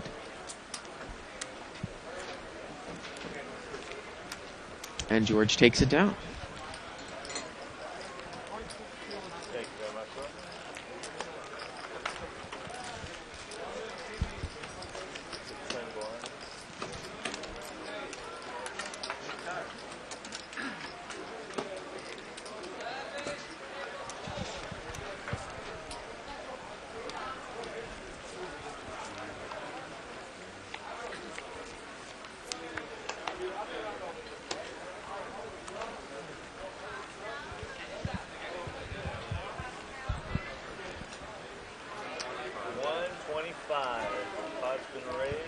Ace 10 offsuit here. Patrick's going to bring it in. Going to race for 125. Gets cold called by Philly Al with a 10 jack suited. C1's got a king 10 suited. Allen's going to come in there. And C2's in there with king queen. Family pot, 4-way action. $500 pot. Here we go to the flop. 8-4-3. Flop doesn't hit anyone. Let's see if Patrick will continue to lead and pick this one up. Ooh, he's going to bet 125. Very, very weak bet into a $500 pot. Philly Al's over there just with Jack 10, but Patrick's betting 125. And look at this. Such a small bet that Philly Al calls. Maybe he's trying to set up a move here. He has absolutely nothing. A couple of overcards, backdoor spades. Well, the turn is a 7. Now he's picked up a gut shot straight draw and a spade draw. A 9, a jack, a 10, or a spade would help his hand. Although if he hit a 10, his kicker would not be good. $125 bet, and he chooses just to smooth call. Thought he might make a move there. He just smooth calls. Wow. Here we go to the river. The river is a 9, and Philly Al has picked up the nuts straight. And he has the absolute nuts right now. Patrick is bet 125. The pot's about $800. Let's see what Philly Al does. Again, about an $800 pot here, 125 to call. And he's going to raise. 900. He raises to 900 straight. And Patrick can't think about just calling here with ace high, can he? All he has is ace high. Oh my goodness. Has he made the call? Or has he re-raised? He's raising the nuts. No, he's just made the call. Dave, he made a call with ace 10, ace high. A $900 raise on the river. Philly Al made the nuts on the river. Patrick bet $125 in. Philly Al raised him to $900, and Patrick called with ace high. That is unbelievable. And I thought maybe Patrick was coming back over the top, but how do you call in that spot? Philly Al picks up at about a $2,000 pot right there. Actually, more than that, more like $3,000. $1,800 in the last street there. That's unbelievable. Yeah. Wow. That is unbelievable. Well, you know, oftentimes... That cheesesteak's tasting good now there. Oftentimes people always wonder, you know, how do you play a guy like Patrick? You know, how do you... And you got to be patient. You got to wait, and you got to wait, and you got to let him, you know, let him bully you a little bit and give him the small pots. But if you wait long enough and you're patient long enough, you'll trap him. 200. Pot's been raised. And I'd be really Oh my surprised. goodness, we've got aces against kings, and Patrick is the raiser. He's on tilt. He's got 5 deuce offsuit. Kings is in seat 1. Let's see what Allen does here. And pocket aces. Oh. He's pulled the limp re-raise. No, excuse me, pocket aces. Yes, he's pulled the limp re-raise under the gun here. Vic limped under the gun. Allen has re-raised to 500 with kings. And look at Vic. Vic Yeah. got exactly what he wanted. The limp re-raises work so well when you've got a guy like Patrick 2 to your left. Now, if you're Vic, though, are you going to re-raise or try to call and get Patrick in the hand? No, you got to move all in. Get it away. Oh, he's going to re-raise here. And look at this. Patrick's going to move in with his remaining chips with deuce 5 off suit. He's gone crazy. And obviously, crazy? Allen's going to call, right, with pocket kings? My goodness. What action? Let's see how much it is. How much more is the raise from Vic? Vic moved in front of it looks like about $1,300. Looks like 2,000 there. Wow. 2,100. Patrick's all in. For about $1,200, say? Yeah. He's all in for less. And this would be an unbelievable laydown if Allen laid this down. I mean, Vic's pulled the limp re-raise. I mean, can you lay kings down in a cash game like this, though? You should be able to. In a cash game, you have to be able to. It's a limp re-raise. It screams, I have aces. Yep. I mean, let's look at it this way. Allen raised it to $500, okay? Yep. What would Allen be raising it with? Right. Okay, what can Vic re-raise Allen with? Right.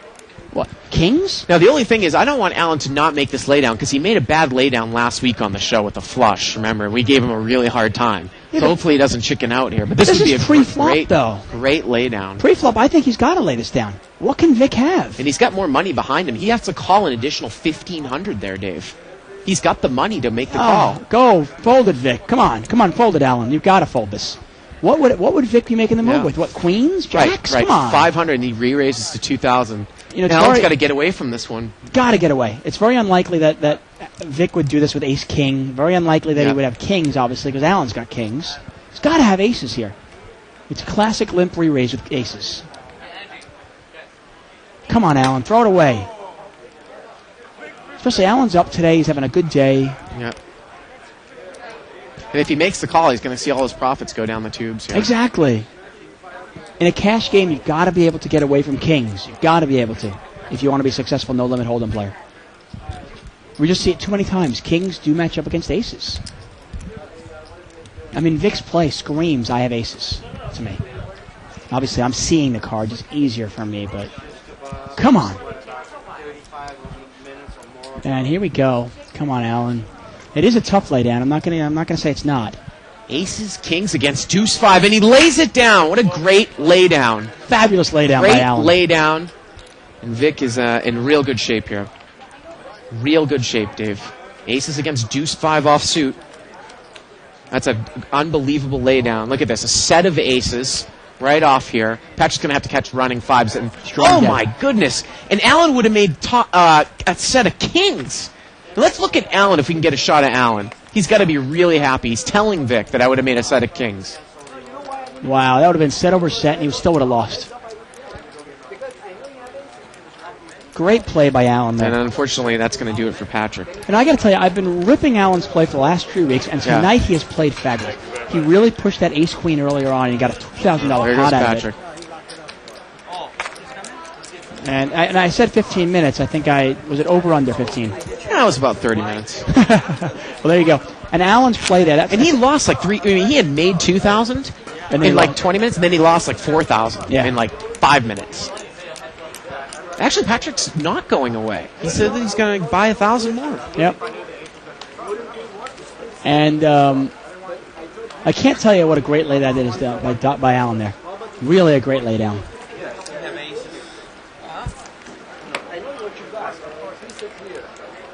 And you hear Allen saying it, I know what you got.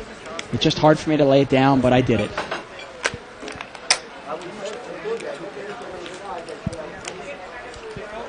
And the action might lull for a second here until we get Patrick back. I think they're all waiting for him to come back.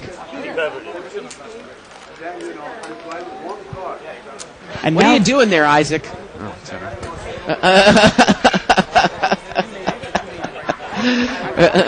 I think Isaac was fixated on the food. Oh, okay. Maybe that was it. And Vic sees the right way to play against Patrick. The first time he played 3 hands versus Patrick. The first hand he had 3-5 of clubs. Yep. And he lost $500. And he goes, okay, that didn't work. And the next 2 times he had real hands. He trapped him with pocket 9s, and that time he had pocket aces.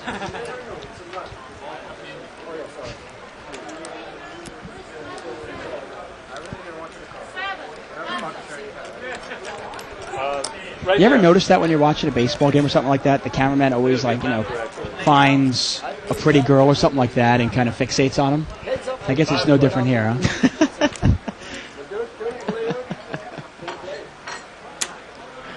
I was going to say, Dave, I think you should keep your mouth shut because he's the one that's controlling that flip to us. So anytime you're picking your nose over I don't there. see anything wrong with Dean. If I was in control of the camera, we would never see the flop. Philly Owl there bets on top Harry's, takes it down.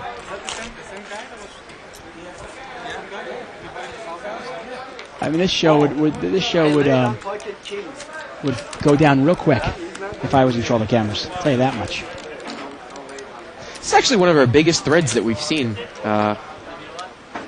ever on the show. And now, granted, the first 4 or 5 pages were people probably griping about the technical difficulties that we had at the beginning part of the show. But yeah, of course, we always like to interact on 2+2. Once again, the blinds are 10:20. We are live at the bike. I'm David Tuckman. I'm here with Bart Hansen. We are live, unedited, unrehearsed, unscripted, and fully clothed. 4-way action. The pot has been linked around. 10-4-5. Leo's ahead there with pocket sevens. Yeah. Philly Owl's going to bet though on the 5. Second pair. It's not a bad bet there. Now what do you do? No, look at that. Leo lays the best hand down, and Philly Owl's probably going to take this one down. Nice bet there by Philly Owl. He figures there's a good chance this flop might have missed everybody. Why not take a shot at it?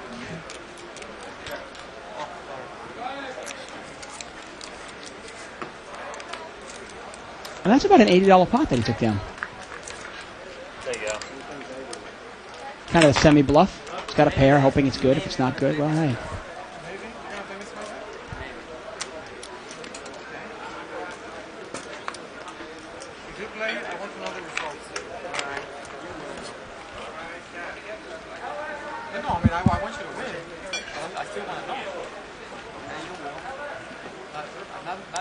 It's a nickel more, but... And Patrick is back. He's back. He's posted from behind the button. 7 deuce suited. It's suited. That's one's a dead blind, okay? He came back in. 30. Okay. And he's got to post $30 there. 10 is coming in. $10 is dead and $20 is in front of him because he missed the blinds. It's $20. Well, with that amount of dead money, the action's on Francisco. I'd put in a good raise here with ace-4 suited. Why not try to pick that dead money out? But he just decides Can you to with smooth Patrick, call. though? Well, I mean, yeah, but you raise with the best hand going in. Look at this. Look at the flop. Ace, Wow. queen, 8, 2 clubs. Monster flop. And look at this. He's checked it. He checks it on the button.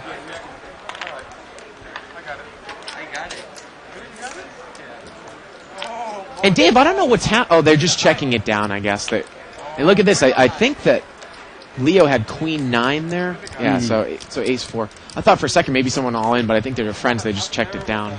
Yeah, we saw earlier Yeah. when Leo had trip 9s versus the kings. Yeah. They just checked it down. So No, I mean, I think in that spot you got $30 in dead money in the blinds. Then you get $30 in Patrick's dead money. He's got the ace-4 suited on the button. Why not raise it up to 100? I mean, even if I go heads up with Patrick, I'm in position, and I probably have a better hand than a random hand. Obviously, I have an ace. Of course, you definitely have better than a random hand. But if you miss your ace, you better be prepared to call a big bluff. Patrick's gonna. He might move in for $1,000, and then you get a call with ace high. Patrick is raised to 120. He's got king 6 suited. He's going to take this one down, I think. No. See, I think that's the wrong way to play him. George is going to call here with 3-6 suited. He's dominated. 8-8 deuce.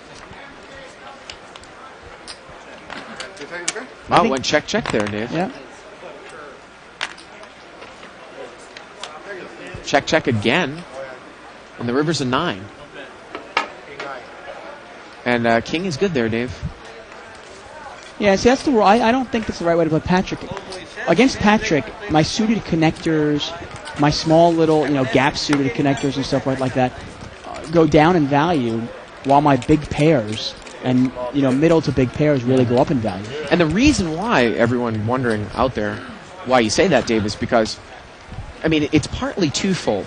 Your suited connectors, those types of things, they're drawing hands. You don't want to necessarily have to take a lot of heat with them because, he's going to make it be so costly for you to complete your hand. And number 2, he isn't necessarily coming in with premium hands that you're going to break him on. Right.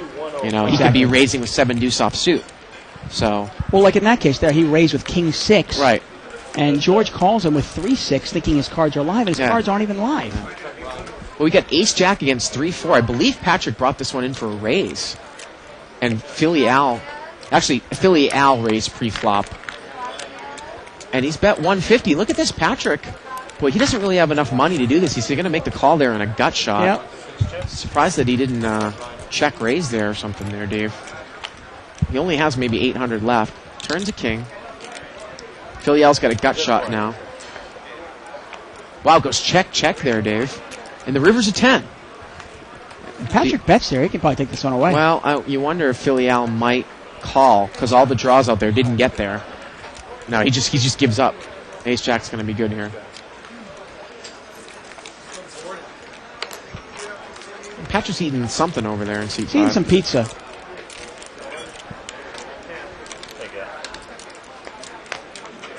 He's kind of slowed down a little bit. You know, he's eating, so instead of being aggressive, he's kind of in this check call mode. On the channel, I told you.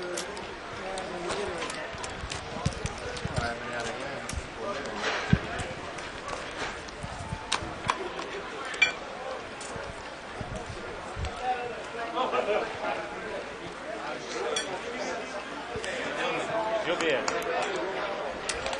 And someone's got pocket 10s there. And I'll tell you one Oh. thing about the bike. If you That's are a 4. within an earshot of this place, and obviously you are, then you should come, because the game is good.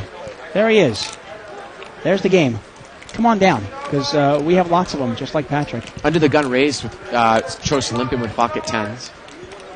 Philly Al's picked up top pair here. King, Jack, Deuce. George is open-ended here. Philly Al bets. And he's going to get called there by George with the open end. It looks like we're heads up. King 9 against Queen 10. Turns at 3. 2 1/4. Philly Al's going to bet 2 1/4. George is going to make the call here again. Draws can kill you, no limit hold'em. I think that he might raise up one time here. River's a 5. And it's probably, just gets checked down.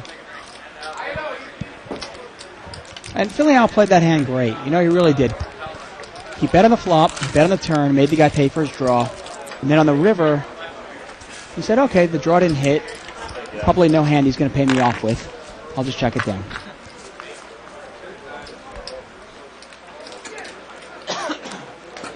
Well, big.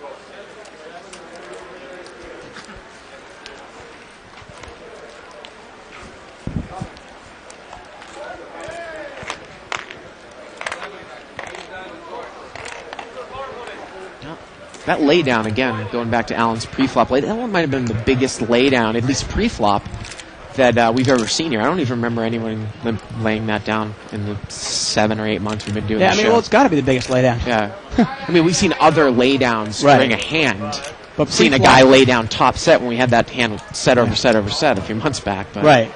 But that was pretty crazy. Yeah. Yeah. But I've seen Dr. BB lay down a set, obviously, versus, remember, Steve flickered the face. yeah. Set of kings versus set of jacks. Mo says it's should be Patrick hits his queen. Mo's very well. Queen, Jack, 8.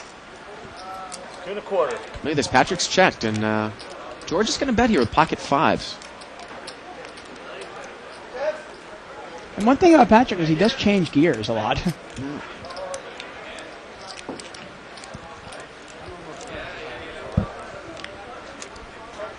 I think he was trying to figure out if he was going to check raise or just call there, and he's decided to raise, which, you know what, if he's going to commit to this hand, I'd rather see that move than a check call. I don't know if Queen 3 is good enough to do that, but anyways, he takes it He down. takes it down. Yeah.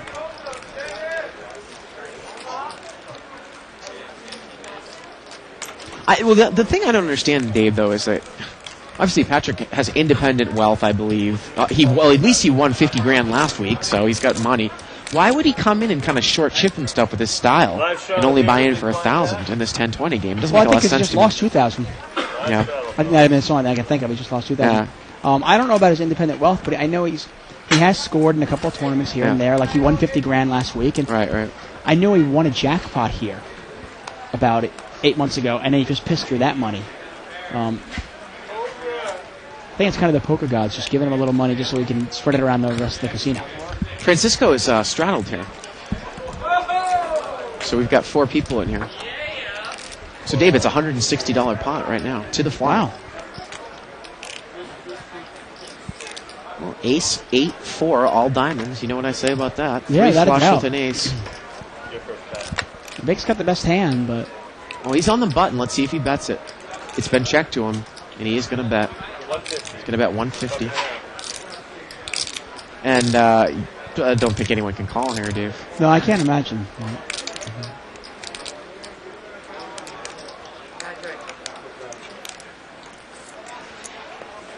And You know, and the reason why I say that for some people that aren't necessarily familiar with the show is because Yeah. if you bet a flop that's a 3 flush with an ace or even a king, really if you're playing against players that are sane, they cannot call you unless they have at least top pair or at least probably the second nut.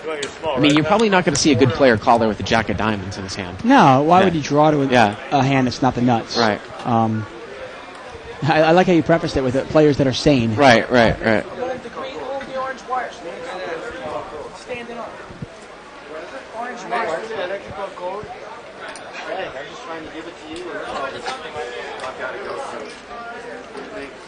You want your small, right? And funny that Patrick would actually get on his knees crawling around for a $25 chip when he just gives him away at the poker table.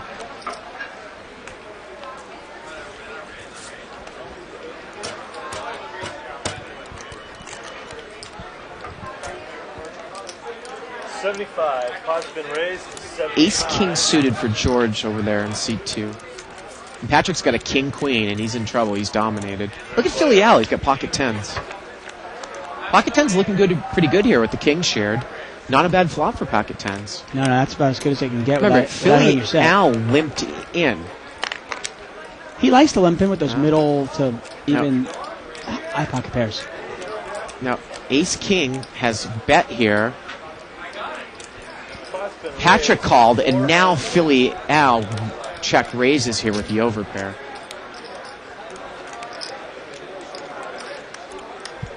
And we see Donna there taking off George's headphones. No headphones here at this table allowed. Turn is a jack. Look at this. Patrick called the check raise with King Queen, Dave. Unbelievable. A jack comes on the turn, so he's picked up a gut shot. He needs one of Al's 10s, and he's called again. Yeah, he's got overcards. Overcards and a 10. Yeah, he's got 8 Here we outs, go. so let's see what happens. This will be a brutal beat for Philly Al if he spikes a card here. No, it's a jack. And he's going to check here. And I'd actually like the check in this spot here, Dave. I would like to check to maybe induce a bluff. Seeing that I'm going to call Patrick if he moves all in. And Patrick doesn't bet there behind him. Yeah, nice hand by Philly Al. Picked it up there. Patrick getting closer and closer here. It's like he stroked that one right into center field, huh? Hey, it's been a heck of a webcast. I don't think that Philly Al was like a slap hitter. If that's what you're going, that's the angle you're going No. at. No. I think he was more of the compact power hitter. Yeah. Yeah? Packs a little punch there. Big one. Big. He's not very tall. No.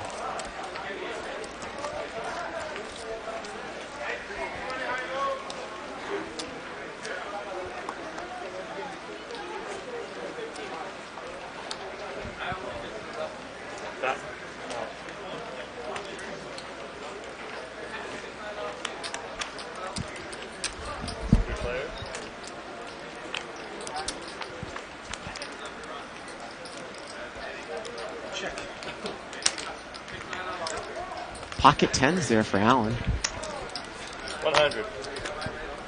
God, 10s are going around, huh? What's the flop here? 9-7-3. Allen's got the overpair. Al calls with a king 10, Dave. I don't quite understand that. How do you call 100 on that flop? It's really funny. It's like on And it goes check. Why not bet it and represent what you... Huh. I don't understand And now he's going to bet. So Allen's kind of cornered himself in here. Well, he's going to make a check call there, Dave. Hey, he induced a bluff. And pocket tens is going to take it down. He induced a bluff when he got there. I was about to say, what is Allen doing? Why is he giving him? Why didn't he bet the ace? Yeah. And it's funny, Philly Al. You know, Why didn't Philly Al bet the ace? Yeah, on one hand, he plays it really, really well, Yeah. right? And then the next hand, he does something like that where I don't understand the play. Calling $100 with just 2 overcards. Well, he did get there. Now, you had left the room on that hand with that nut straight that he made most of his money. Yeah. It was a $500 pot pre-flop, and Patrick made such a weak bet on the flop. He bet about $125 that Philly Al called with Jack 10. He had no draw. He had a backdoor spade draw and what ended up being a backdoor nut straight draw. Right. No. You know, it's like 100%. The only thing I'm thinking, though, is against Patrick, your Jack high might be good. Huh. Yeah. But when Allen bets, Yeah. you kind of know you're behind, don't you? 15 actually. You figure, at least. No, yeah, it's questionable, some of these plays, No, obviously. wait a minute, that's wrong. This is the dead blind. But he called going for that gut shot, and he got there, huh? Well, he called with nothing on the flop. runner gut shot, Yeah. made it. Okay. Jack 4-4. Doesn't look like anyone's got anything here. Ace high is good right now. Gets checked around. Turn is an 8. Gives Allen the best bet hand. Seat 1 gets checked around again. The river's a queen. Allen still has the best hand. See if someone fires here, Dave. Try to steal this one. Okay, fellas, what do we got? Well, Allen's going to take it down. It's up. Now, the early bluffs that were working for Patrick when he first sat down aren't really working now because of his table image. You know, it's the table sees him as this bluffer, this crazy player. Well, he just had a piece of pizza. Now it looks like he's chowing down a lamb kebab back there. My goodness.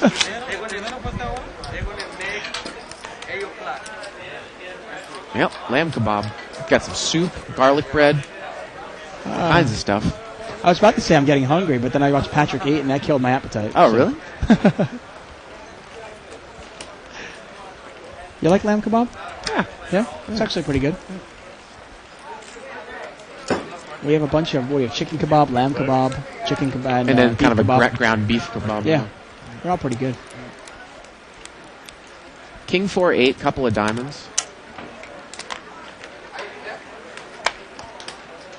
75.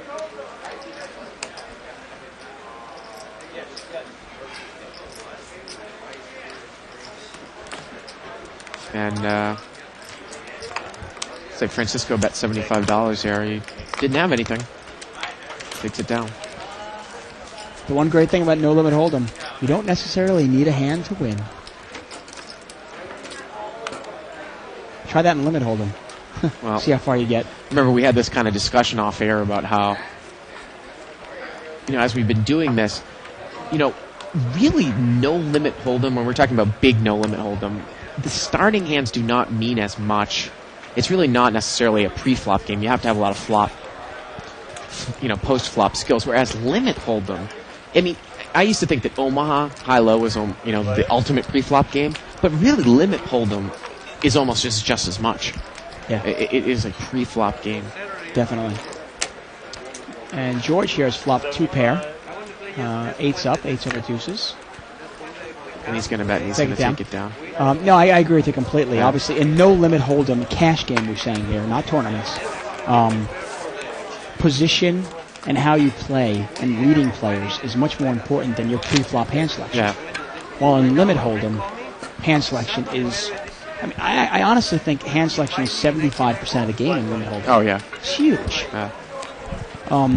Most times, the games are live enough where if I can just...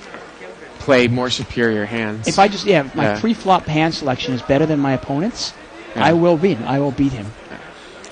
Absolutely. No matter how good they are after the flop. Absolutely. Totally agree with you.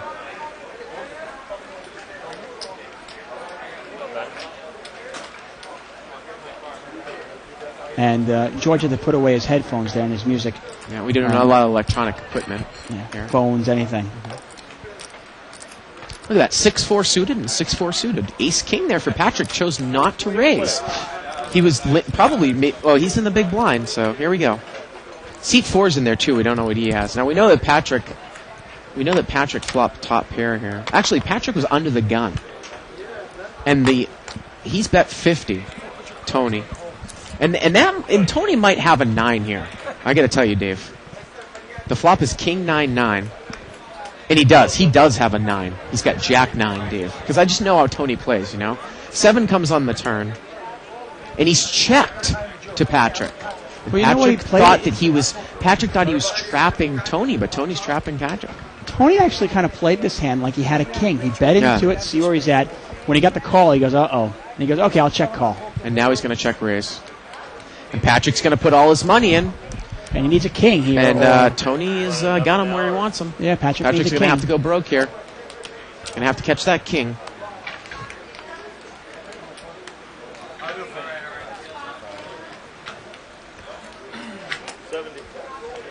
Here we go. River's a 5. Patrick's gone broke again.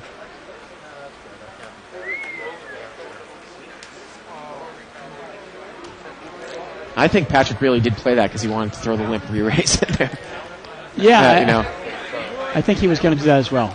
I agree with you. Problem is he forgot that he was the one that's usually raising. Dave, this is going to be our last hand of the night. Tomorrow we're going to do, again, a big game, 500 no limit, 1,000 no limit. Really like to try to get the 60-120 game on here and work on that for you guys. Limit hold'em. Yeah, we'll see what we can do. I think that's a lot of fun. Yeah, tomorrow's Legends of Poker event is actually the Low Ball World Championship. Really? It's a $500 entry, Low Ball's World Championship. It starts at $4.15. Single draw low ball. Yeah. Yep. Ace to 5. It's kind of the oldest version of poker in California. Yeah, the first game that was legal. Yeah. 100. Vic is raised here to 100. King, Queen. Look at that. George is going to call with a Queen 8 suited. Here we go. $230 pot. George has got top pair here. And 8 flops. Deuce 8-3. Let's see how he plays it, Dave. He's going to check call with the top pair. Turn is a 3. And now, if you're Vic here, do you take a free card? No, he's going to continue to bet. He's playing it like he has an overpair. He's going to bet 300. Queen 8 calls. Pot's about $1,000 now. $1,100 to the river. The river's a 4. That's a heart. Yep. And now he's going to bet here. And this is a great. I think this is a great example of a stop bet here. Well, he didn't have anything anyways, but if he had an overpair there, Dave, he's betting $250 into a $1,000 pot when the third heart comes up. Well, he's representing the flush. Yeah, he's representing the flush. Yeah. Hey, well, that's going to do it for us tonight.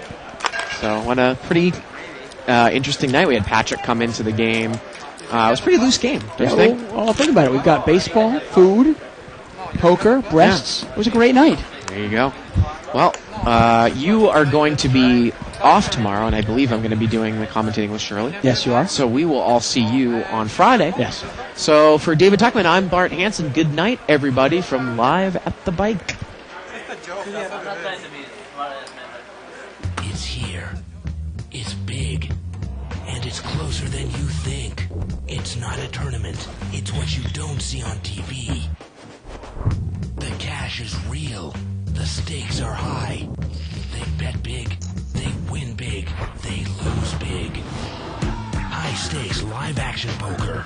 Live at the Bike. Watch it live on the web or play it if you dare at the Bicycle Casino right here in Los Angeles.